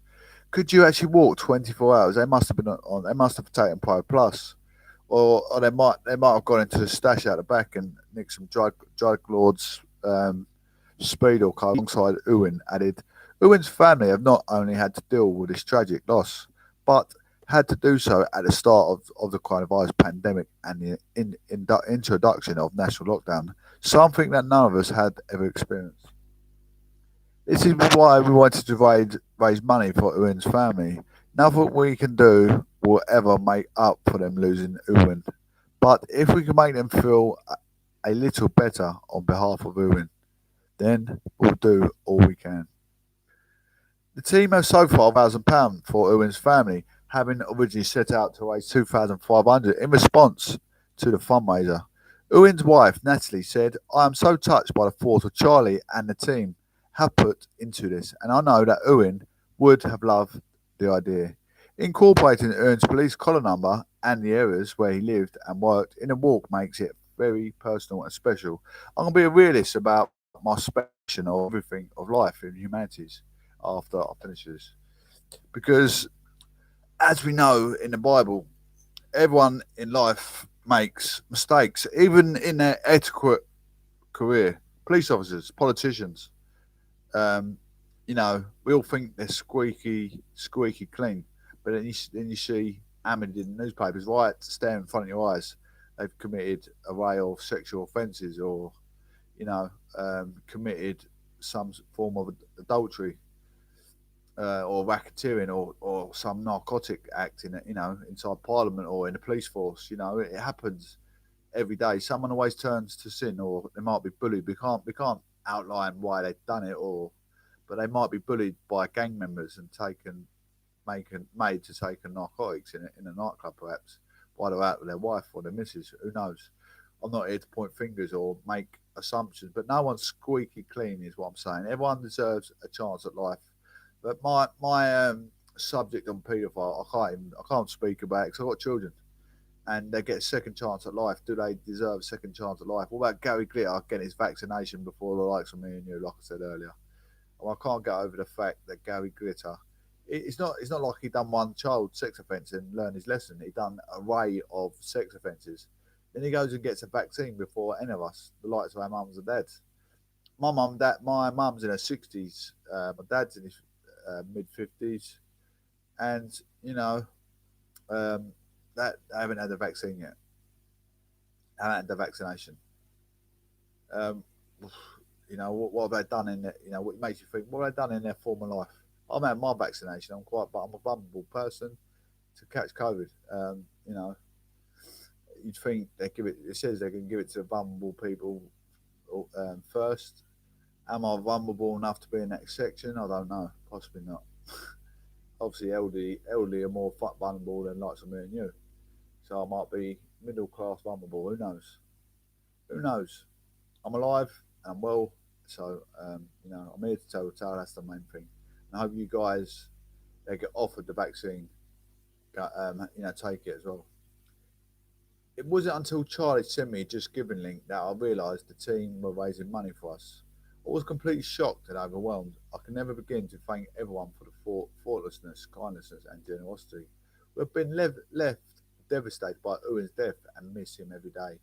It's nice to know that he was not alone in remembering him and have continued the support of his friends and colleagues from Essex. There you go. Mr. Ade, you finished coffee, buddy? Can you call in yet? I was trying to come up with a conclusion yesterday about neoliberalism, and I'm going to talk about quite conservative, quite neoliberalism government. Do you think they're a neoliberalism and a privatisation kind of government? It's sort of like contradicting one another. I mean, a fair trade system and a privatisation perspective where we're in a public austerity and they're probably gaining some control over businesses and people power.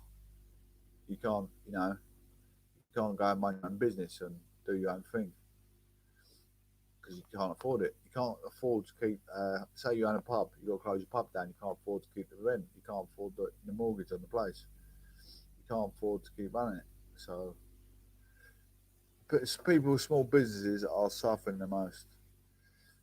I'm not sure if AIDS do it. I think I'll call it. It's a 2-hour show, ladies. I've been on here for ages. I've been absolutely enjoying the show. Thank you all for coming through. I really appreciate it. I'm going to come off now anyway. I don't think AIDS here. I think it's gone, but it's been emotional. Thank you ever so much for supporting the show. If you haven't, AIDS here. Aidan is here. Mr. Aid is in the building. Aid. Trying to answer the phone. There we go. Mr. Aid is in the building. How you doing, buddy? Aid? Can you hear me? Yeah, I can hear you loud and clear, buddy. How are you? Yeah, not too bad, my brother. How are you? Yeah, very well, thank you, mate. Have you been called up for the old vaccination yet? I've got to go and book my appointment to get the jab. Oh, there you go. That's a good man. I thought I bet Aid's he's a good man. He'll get his vaccination. Although we've been up, you've been up against the same sort of scenario. Old Gestapo taking over. Yeah, we go back a long way with that, don't we? Yeah, with me being evicted in, what was it, July 2019, and then thrown on the street. That's what happens, mate. We get painted these pictures, and all we can do is be humble and accept the precautions. Absolutely, and then a few months later, the COVID started. So been a I wouldn't say a mystical journey, but it's been at times a terrifying journey. Yes. Yeah, so as that time I was there with you, mate, wasn't it? It's the time I was I wish I was back there. I miss all the people like you and all the rest of the gang. It's Well, I mean, when we miss you too, brother. When the COVID broke out, we was taken from Hatfield Queensway up to the Jimmy Mack Centre, and there was a choice of actually having a bed. I wasn't allowed to go back up to work, so I mean, obviously I had a shoulder injury, but I lost my job through COVID. Yeah. And they thought, well, would I choose my bed or my job? And that's what they offered. We wasn't allowed to go out, so we was on proper lockdown 24/7 for about 3-4 months. So yeah, we didn't see the outside world for all that time, but it was good. We had a small centre, so it was nice. Yeah, I see that on the old Facebook, the old McDonald's Centre. They had quite a lot of fitness stuff there, didn't they? Giving you guys. I see something. We had a gym. Yeah, I see that. A lad called Kieran, shout out to Kieran. He brought in push bikes, gym bikes, weights, punch bags, all sorts of stuff. Gym ropes, heavy ropes. It was amazing. Yeah, we had a huge hall. A badminton court, basketball court. It was amazing. We was really looked after. So big shout out to the Soul for that one. I tell you what, B's old that Sarah, mate. She absolutely loved that job, didn't she, Sarah? She's really, really good off balls. I don't think I was around when Sarah. What you're talking, Sarah, the manager? Yeah. She give up. There's a thing on the Facebook again. She give up her family life to live there over Christmas to help support the homeless and that. I thought that was amazing what she done. She always worked hard when I was there, but did she? Big shout out to Sarah as well. Yeah. She was absolutely amazing. She was out for a while because she had a bit of a scare. She had some sort of, I won't go into what her problem was, but she thought she may have had the COVID, but it turns out she didn't have the COVID, so she was on lockdown herself for about 2 weeks, and then maybe 3 weeks, and then she came in for the last, I think, 3 months. Yeah. That's the trouble, isn't it? If you get a lot of people getting common colds and they're underlining it as COVID, but they're getting a bit confused with what they've got, I think. Absolutely, that's, we've seen a lot of that lately. People have just got a bit of a sore throat, maybe a bit of an ache, and then they get the test and find out that they're not positive. Yeah. So it's a negative on that, but that's all good for those, because I wouldn't want to have that COVID, what I've just searched into it myself. It makes you wonder, doesn't it? If you get like a common cold, does it come up positive sometimes? Is it coming up? Is it correct that it's COVID? It makes you wonder what signals actually it's definitely COVID. Well, absolutely. I mean, who knows? I mean, some of those tests, people, I've heard all sorts of, rumours and rumours. Like I said the other day, a lie can get around the world. Yeah, exactly. So I try not to listen to too much gossip. Yeah, I always sit on the fence on both sides, because like you've got swine flu. I mean, they come up with new names for a new effect. We've got a different cold tomorrow. We're going to call it something different. Cold shower tomorrow. It makes you how these scientific people come out. I think they're just trying to make their money spin or something. I don't know, because it was. I mean, we've had the pneumonia this time of the year every year, haven't we? Things like that. It makes you wonder, like, is it coronavirus? Or is it pneumonia? Just add a name to it, or what? I don't know. Well, I don't know what to make it fully still. My son's had it though. I try and go on the medical sites, read as much as I can on it. Yeah. But when you got just a normal cold or a sniffle and that, I guess it's all that fluid that goes into with the COVID. It goes into your lung, and then it starts forming like a solid mass. And that's when you can't breathe. Yeah. So it really is. If you look into it, it really is a terrible virus. Yeah. Well, we have to go. Unfortunately, with what these professional scientific advisors say. But I mean, I've had health professionals say I've got mental health and this, that, and the other. But in the other sense, I'm probably more pragmatic and adequate than what they are. So I don't know how they can make these. I don't know how they can make these. You are one of the entrepreneurs of everything. I'll give everything I'll give everything a little go, don't I? I'll have a little bit of a slice of cake from every bit of cake that is made, I think. I'll give it a go. Superstar is making, absolutely. It's never over till it's over, mate. No, Jesus can't harm a try, can he? Absolutely. I do. Good to have a chat. Yeah. Obviously, you're listening about what you're talking about with regards to do we think it's real or not, and government sort of clamped it down. But you've got sort of some organisations from the government which makes this virus more interesting. Yeah. It makes you get a better perspective. People saying it's just propaganda. So I mean, the Lancet COVID-19 Commission, they're quite a good organisation, and they're calls for 3 urgent actions in COVID-19 response. So that's all good. Yeah. I like I say, I do. There's something going on. My boys had, whatever it is, they call it COVID. So my boys had it, and his family's had it. So I'm not going to outline. There's not something going on that's killing people who is, but just is it a strong form of pneumonia that's come over, or I don't know. So I don't know. I understand it, but the thing is, though, I mean, are they okay though? I mean, your family have had it. They've all come through. It's only my little boy's side, his mum got it, and nan got it, and dad and aunties and uncles, they all got it. Once one of them got it, I think it spread throughout the family. They got through it okay, though? Yeah, I think the mum was quite bad. I haven't actually asked her how she is, but I think she'll be alright by now. My boy ain't said nothing. I spoke to him yesterday, but I think they're all clear, to be honest.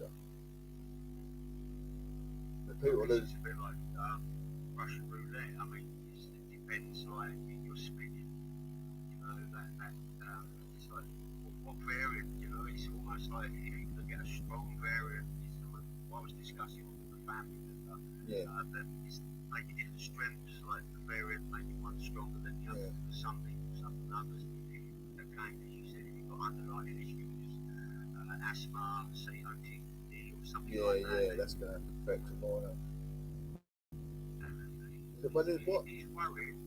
The South American thing. I mean, that's what South American, it's Brazilian one, South African one. Sorry, South African variant. I mean, how can they say that's come from South Africa in England? I don't know, it's South African. That's what made me wonder. You got COVID. This one's South African. It's like the Brazilian and the South African variants. It's like they're checking these scientific people. They check the molecules of the whatever it is. I don't know. You know, the COVID thing. They put their microscope or microscope thing. How can they? Are they holding? I don't know, a South African flag or something? I don't know. South African. I don't know. It's South African. That's fine. That would be a great way for us to all understand it. Then, because I'm not a scientist, but if it was labelled that way, it would be so much easier for us. But I guess they do their testing. Yeah. I've always wondered that. How do they know what the variant is and where it's come from? It's almost like, how did they know it come from the Wuhan market? That's one of the things that I could never figure them out. But it makes you wonder if they actually got the guy that got the COVID and said, where have you been in the last so and so, and then they went tested in the market. Is there that, or is it in a bio lab? Is it leaked out? Is it an experiment gone wrong? It seems a bit of a the true story. Yeah. Which is quite not satisfying to know if we find out where it's come from and someone was telling the truth. But nowadays it's got a lot of deceit going on with it'd be in about 100 years' time, man, when we're all gone, there'd be a thing in the, like Mark Crapper invented the toilet, apparently. There'd be a thing that someone invented the COVID. It'd be invented, not the one who caused it, the one who invented the name. Yeah, the embarrassment would have left all of us in 100 years when we're not here. It will all come out to say, in the wash, and the future generations will know, and hopefully prevent it from happening again. Yeah, what they should find the victim who caused it. It's a thing that I think it's just subsidising population growth. Like I was saying, I think it's just to nationalise living on our human resources. We've got to participate in how can we control our population growth, haven't we? Then living on human resources. I think this, things like this happen every 10 years. We've had swine flu, haven't we? What else we've had? Mad cow. Spanish flu. Yeah. Every 10 years. I'm not sure what one it was in. I think it was World War I, believe, and the soldiers that were coming home because they was all in close confinement, and then they just got through that long battle in World War I, and then come home and actually because of the close confinement, they all got this virus. I think it was a Spanish bird flu, something like that. And if you imagine that, fighting all the years in a war, and then was this black smog then as well? Was that the black smog as well? Was that then? Or was that World War II? I guess the smog's always been around in London, but the plague, I think, the bubonic plague, I think that was around. Yeah. But the World War I was a tragic case because those guys were, ended up surviving in bunkers, coming home, and then that horrible flu got them, and I think that was another 2 year stint. But this is going to take another year before they can clamp down on it. Kind of back and all, but I think the handling of it. But you can't lay blame to anyone because they've never seen anything like this in their lives. Isn't it quite? Do you think it's quite significant? I mean, you live in one of the most historic places in England. I'm in Colchester. We've got the obviously the moment built town, and you're in Hatfield, where Queen Elizabeth I. You show me so much. You showed me so much history around all them bunkers, the old bunkers and that. I didn't know that was there. Yeah, it's amazing. Queen Elizabeth, she was. It's quite a lot of famous people have come from Hatfield. A lot of people call it Cratfield, but it has got some good history. Yeah, what? Theresa May, she went in the White House, didn't she? Theresa May went to the White House, that Hatfield House, didn't she? Theresa May, she done something. Yeah, Theresa May visited there. I don't know what she done there. I think it was like a speech or something like that. I think it was around about the time I was there, I believe. About 2019. I remember the Queen going there. Yeah. Some years ago. But then we could divulge on that conversation on another chat maybe one day. Yeah. But COVID, that's, well, I don't think life will be the same for any of us after this. No, it's gonna be hard, you know, especially for like, I mean, if you want to go back to work, we've been so long without it. How's our mental health going to cope with, if we go back to a full-time job tomorrow? You can't just have all this time off. You'll be breaking gently, and you have to go back to work. I've definitely got room rage at the moment. Yeah, well, you're stuck in the mood like do so. I've started growing my plants indoors. I don't want to get my I'm growing fruit, so I don't want to get COVID in the plants. I'm growing indoors. What a big shout out to Proclamation and yourself, Justin. You know, some of the paintings you showed me were really good. Thank you, mate. You know, like I said, some of those in 100 years' time will be like the Van Gogh of our era, absolutely. Yeah, thank you, mate. I appreciate it, mate. Yeah, when I'm dead, they'll be worth something. Well, at least you'll go to a good cause, anyway. So. No, you're welcome. Mike. I've been following yourself, like, you know, looking at your paintings and that. Yeah. You get stuck in, you know, bother anyone, you're a good lad, just paint away and come up with this amazing painting in a couple of hours, and it's quite incredible, actually. Yeah, thank you, mate. I'll pay a visit, Dave. As soon as I get my situation sorted, I'll come pay your visit up there. I think I've got somewhere to stay if I want to as well now, so that's always good. Brilliant. Glad it's worked out for you. I was going to say, talking about the COVID and stuff, yeah. You know, is that okay to chat a bit more longer? Yeah, chat as long as you want, mate. I'm your mate. You stay as long as you like, as long as you please. You've made the show even more, you know, it's more amicable, more easier. It's okay. It's a pleasure to be here. So we're looking at, you know, the Lancet COVID-19 Commission. Yeah. And their urgent actions, as I discussed it earlier. They're wanting some actions in the COVID-19 response, like almost globally, basically for most regions with high rates of COVID-19 cases. They've got our good old friends at the USA, but obviously that's brilliant work in the European Union. Yeah. But this commission is certainly including these groups, and they should intensify measures to minimise community transmission alongside rapid deployment of COVID-19 vaccines. Now, that's my fear. I mean, I've got deployment, but I've read and I've heard and I've seen people become very ill once they've had their jab. Yeah. How do you feel on that one?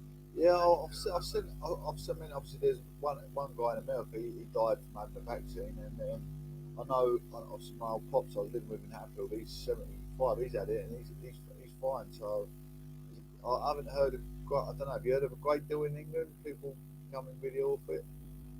I mean, I know about 5 people had it, and they seem to be okay. So I'm not. Well, if you imagine, so if you think there's 365 days in the year, Yeah. and these people, you hear of deaths, right? Yeah. People, eventually, you know, we're not here forever. I know it's a depressing subject at times, but we are moving on, you know, now. Yeah. We go to somewhere else, whether you've got any belief in, and so you've got, it's, you know, if you look at the fact that someone, so in Norway or one of them Scandinavian countries, they had something like, I think, a dozen deaths after the injection. That's like Yeah. that they all do.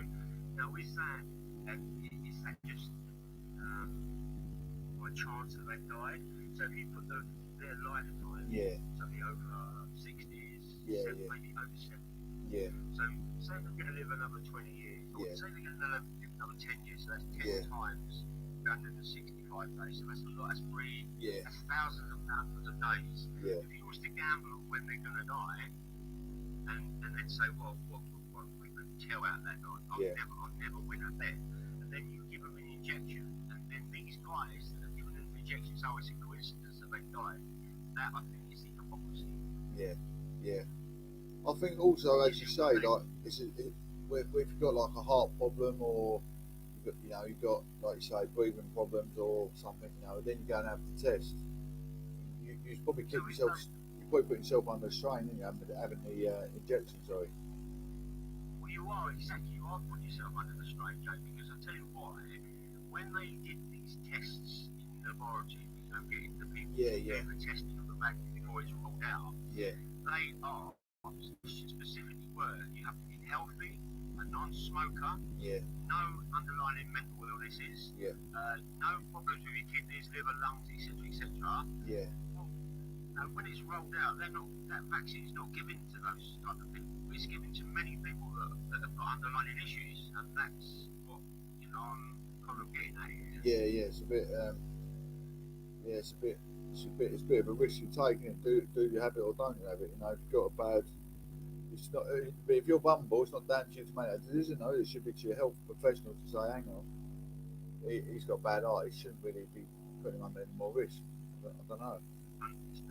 And a lot of the doctors will say it's coincidence if you come out. I mean, they're injecting the jacket of the virus, so you've got to fight that part off. Yeah. But it's I don't know. I've got to book my appointment, and there's various members of my family that I can't mention any names, but they had first together when it was rolled out in Hancock, some up the hilltop way up to the university. Yeah. And the first day they made all these old people queue outside for about an hour and a half. So I didn't trust one of my families to be in that queue, and I've made the fact that they was very cold, and then it affected them later, and it gave them a bit of a.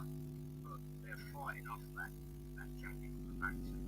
Yeah. They're putting something of the virus into you, so you fight it off. I guess that's the same as the flu. Yeah. But yeah, that's where I'm at with it. I'm quite worried about it, and because I've had the flu jab before, and when I had the flu jab, I become seriously ill.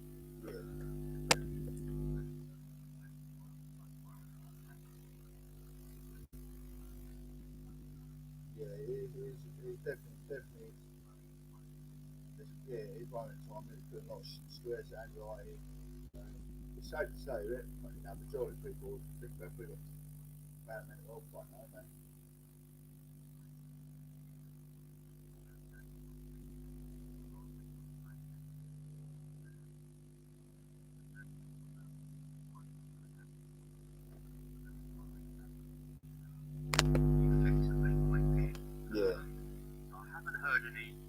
I haven't heard any deaths here, like related to,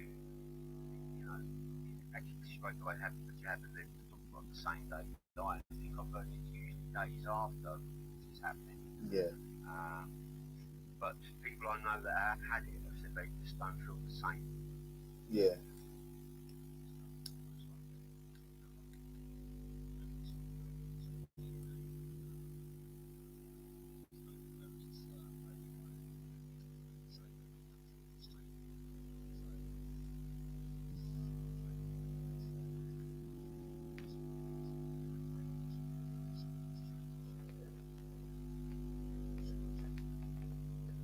Yeah, I know. Yeah, it's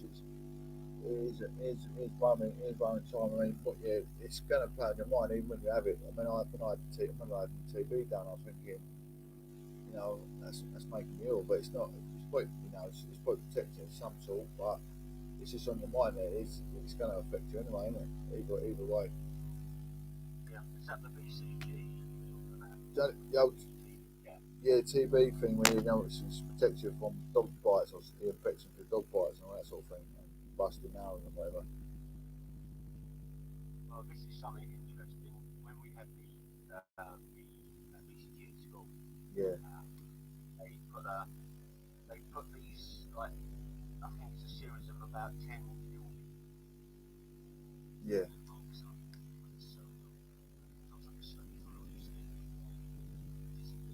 Yeah.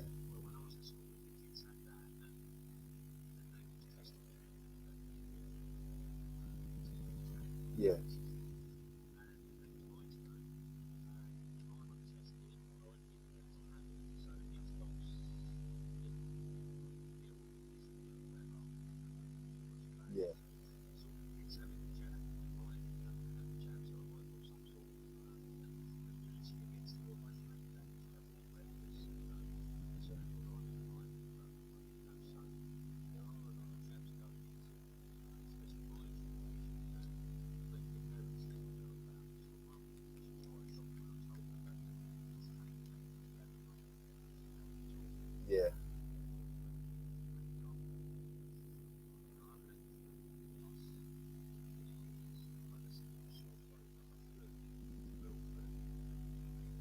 work, you can't get out of bed, you really feel like you're dying, and that's real. Yeah. And that's what worries me about COVID, viruses.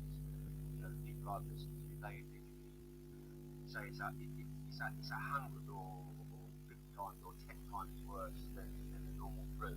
And that's worrying. Yeah, absolutely, mate.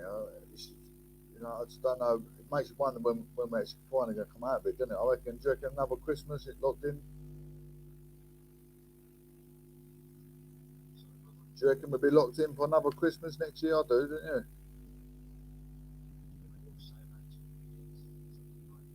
you? Yeah.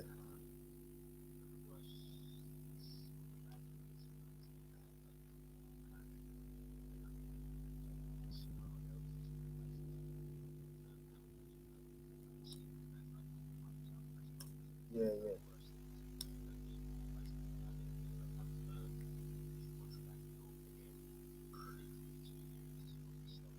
We talk about lifting restrictions as of tomorrow. Tomorrow's having, what's going to be open again and what ain't. But the school, they're saying about the school, which is good, good keeping them closed till after Easter at least. But I'm just like keeping the airports still open. That's what I'm worried about. Don't know why they've still got the airports.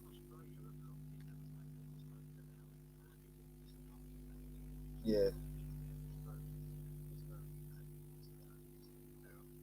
Yeah. They shouldn't even let people in through the airport, even if it's for business purpose. They should just shut them.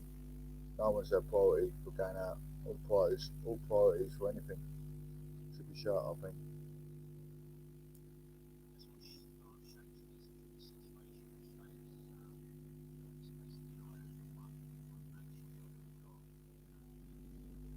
Yeah.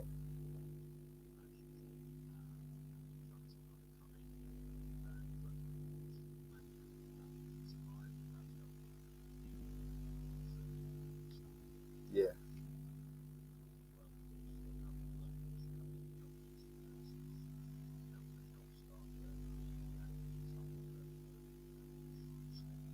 Yeah.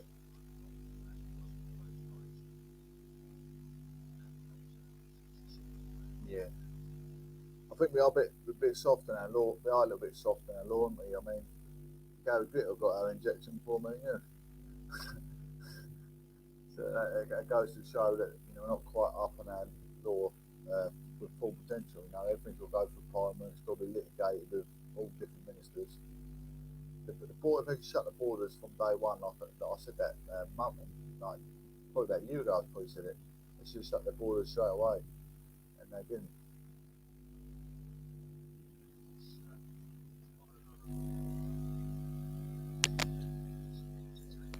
Yeah.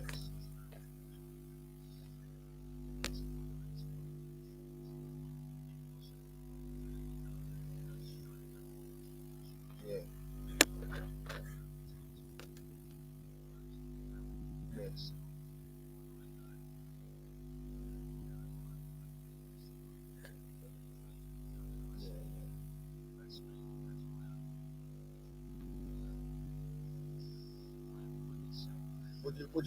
Would you make of Nigel Farage? I mean, it's so stupid. Like at Dover, Joe, when we shut our borders at Dover to go to France, and Nigel Farage was, oh my God, I can't believe France has shut their borders. They've done the bloody right thing, didn't they? We've just gone into a national lockdown, and he's worried about Dover opening up to go France. He's going, oh, we can't run our business. France has done a good thing to protect their nation, which we should have done, a long time ago.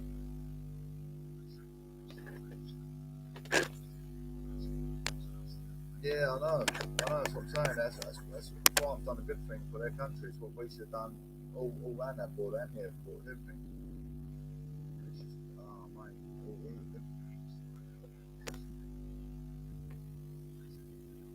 Yeah. They're never going to stop that, are they? They make out they're going to stop it. Police and tower blocks ain't going to watch all day, are they? Make sure they don't get it. They're not bothered.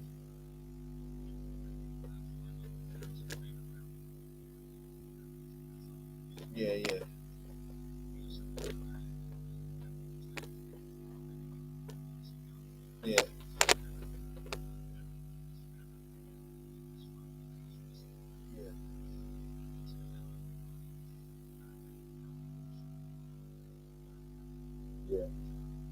we can't write the police off totally because they've got a lot to deal with, but they think the main culprits, they don't always get them, do they? Drug lords, and they get their bumble ones first.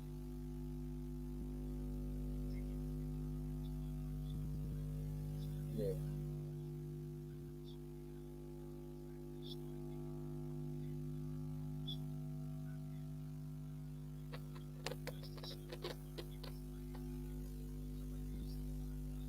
Yeah.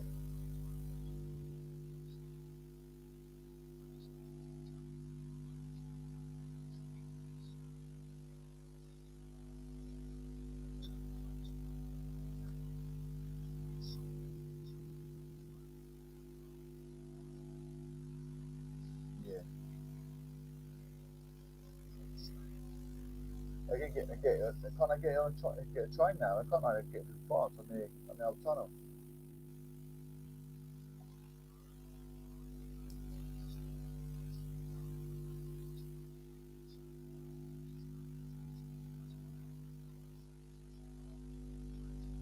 Yeah.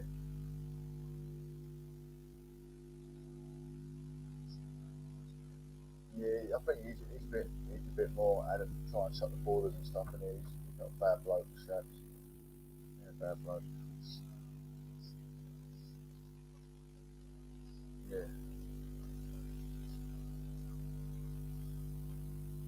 Yeah.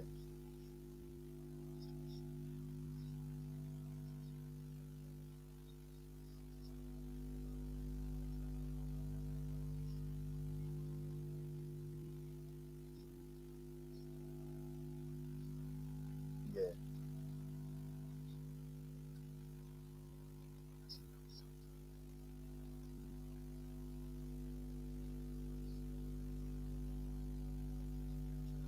Yeah.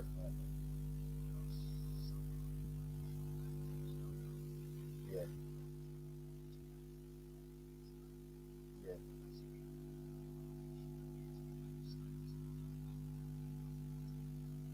Yeah.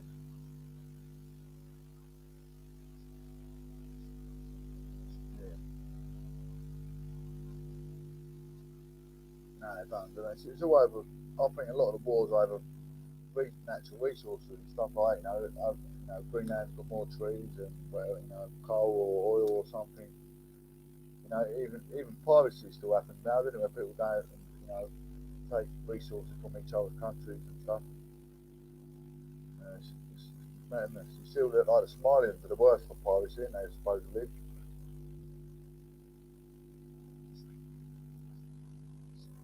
Yeah, I mean, you see loads of piracy going on there. I mean, it's always on the news.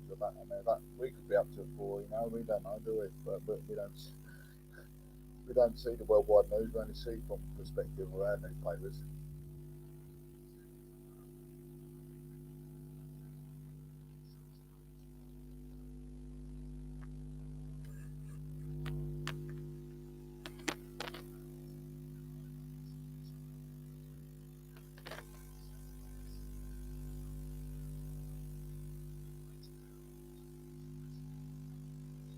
Yeah, yeah.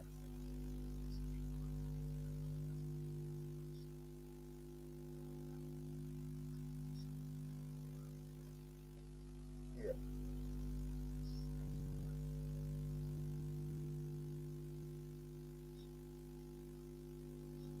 Yeah.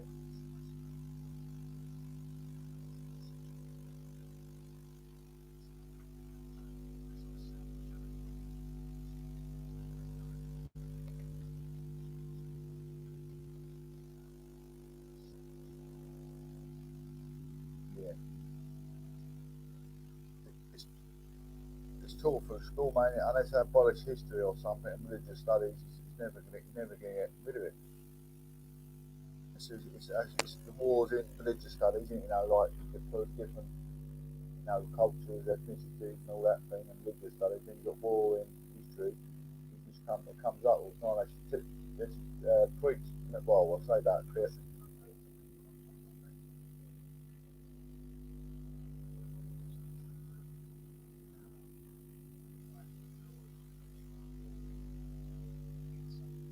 Yeah.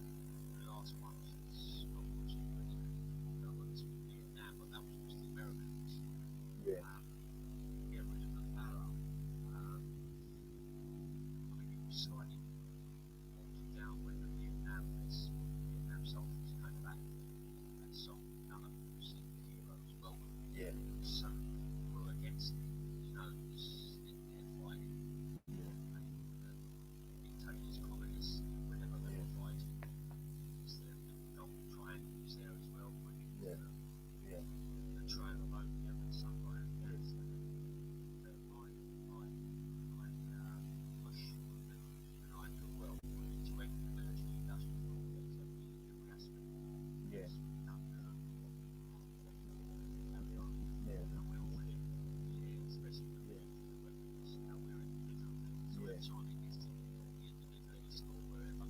We're right through. So between America and Russia, we're right. And that worries me. That's worrying that so many got so much power by pressing buttons. That's a company like this. And in an ideal world, we should be in a better world, I should say. So we don't need. When did they discover the International Bill of Rights? Because you think about that international, like equalities and a fair trade. I mean, international bill of rights should be, that means it's worldwide, isn't it? So when they go to war, all that goes out the window. They're killing, if it's black, whites, whatever country, and raping, people getting raped in war. All that goes out the window. All the International Bill of Rights is a myth, isn't it? It's not really true to it say if they're going to war and just killing each other for the sake of an argument or politics or whatever.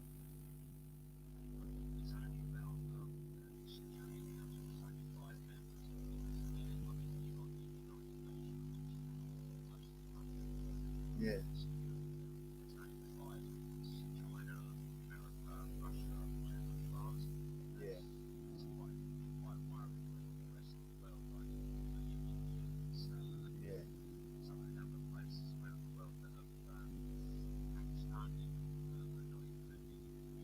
They're not included in the International Bill of Rights. And I think they've got a BAME, the thing called BAME, isn't they? Black, Asian, minority ethnics, something like that. I'm not sure. Is that their thing? I'm not sure. Is that one where other countries obviously can't and they don't see that? I don't know. I know it's always a question on the BAME minority. They just feel, I don't know if they single themselves out for it, like you say, the International Bill of Rights is for a certain thing. I'm not sure. I don't know for definite about the things, but it's come up in my part of the subject. I look into it slightly, but I don't know. Yeah.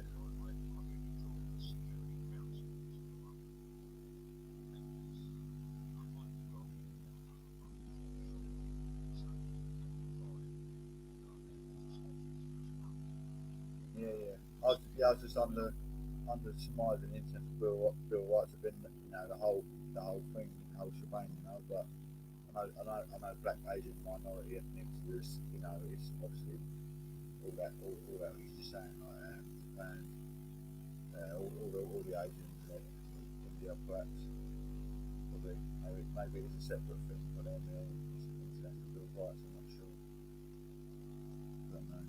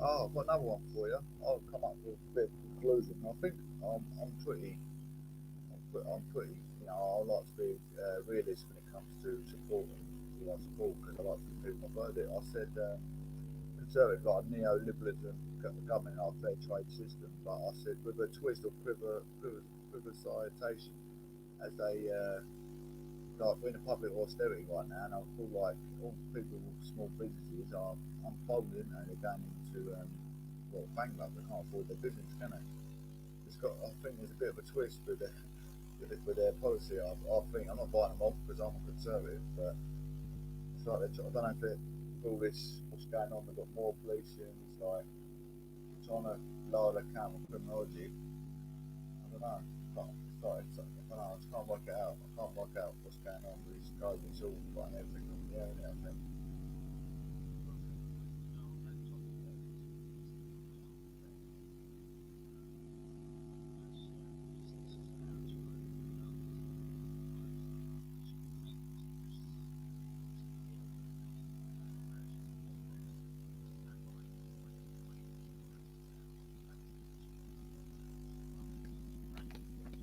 Yeah.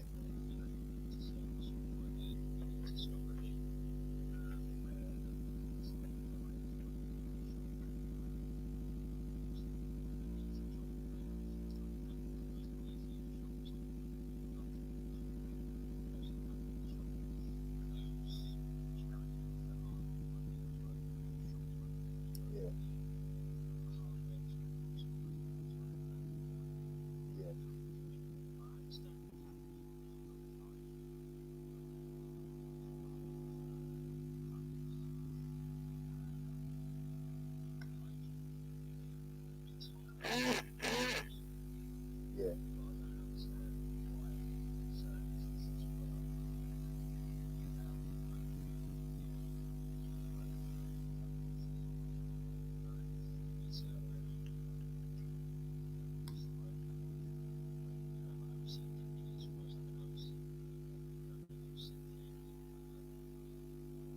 Yeah.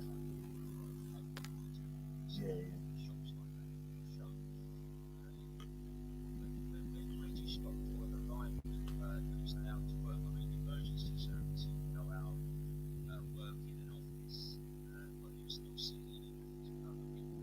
Yeah, exactly. Yeah.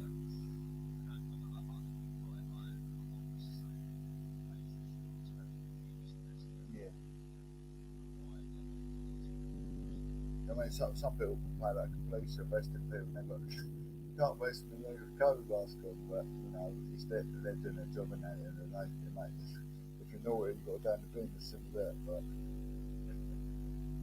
they should be wearing their COVID mask, but at the same time, they need their full vision, don't they? If they're going to get attacked, that COVID mask takes your vision away, doesn't it?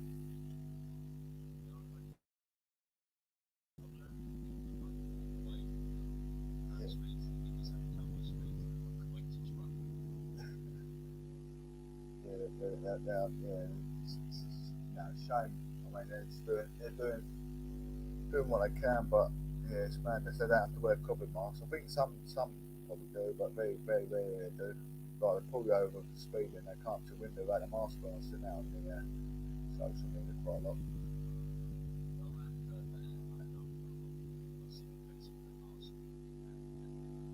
Yeah, Hertfordshire Constabulary, their police forces are amazing, mate. They're stopping people all the time. You know, people parking in the wrong place, speeding. I look on Facebook, look at all the criminology stuff on Facebook, see what's going on with the neighbours and stuff.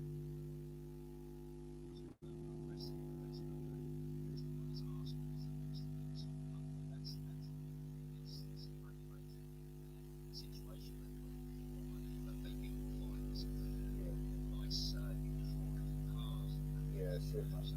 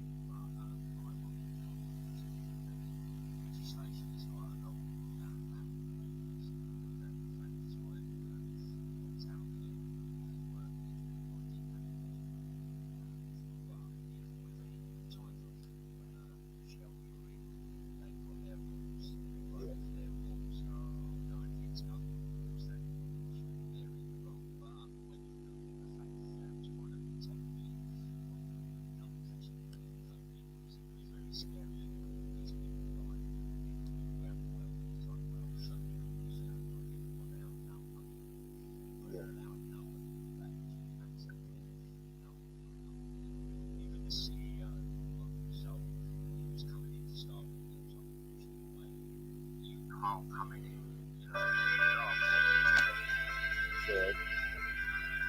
Sorry, mate. Tell me something, sorry, buddy. Yeah. Massive laugh, and when you laugh, you get all that. Some girls trying, sorry, mate. Yeah, someone's trying to call me on my phone, I'll try and ignore it. Oh, no, it's not a podcast, no, that's actually my phone. That's on my phone, someone's trying to me. You there, Ed?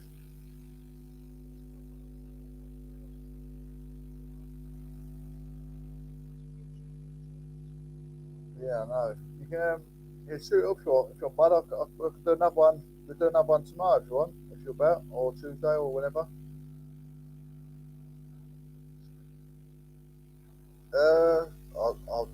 I think I better go. I've got these people trying to call my phone now, unfortunately.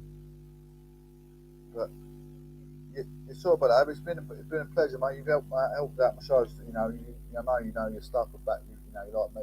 Well, probably a bit more up there, maybe a bit more detailed with things. So it's always a pleasure to have you come through.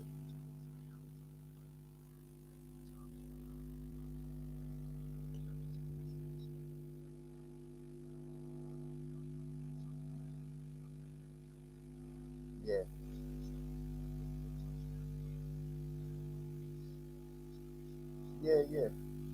Yeah, all right, buddy. Yeah, we can get the commissions and we can change. Talk about all different kinds of things. Other things. Talk about fascism. We can talk about feminism. We talk about whatever you want, mate. Anything, globalisation, whatever.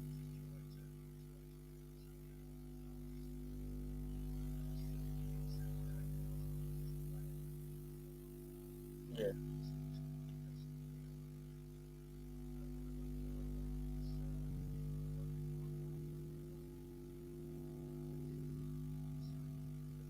Yeah, exactly, man. That's my motto as well, mate. It's ethos of the word. When it comes to religion, it's ethos of the word. We share one God. We all the same as sex, then we saying, breathe the same fresh air, but we've got the same blood, just different skin colour through the sunlight. Yeah.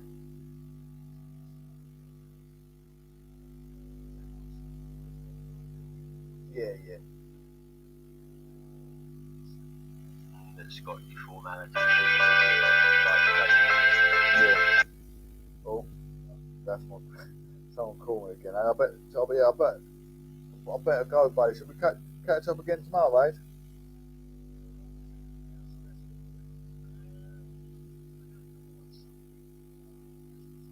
Yeah, all right. Yeah. All right, mate. You'll do another one next Sunday, yeah? Yeah, you too, buddy, mate. Take care, mate. I'll probably text you in a week, and I see you getting on. Thank you, buddy. Big up to the Mr. Aiden, Mr. Aid Chapman. He's full of knowledge, everyone. All right, buddy. I'll give you a message in a week, buddy. And I'll catch up with you. I'll catch up with you in a week, yeah. Oh, mate. God bless, mate. Take care. See you, mate.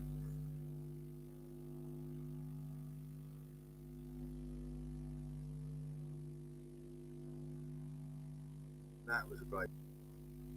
Thank you for coming through to support the show, guys.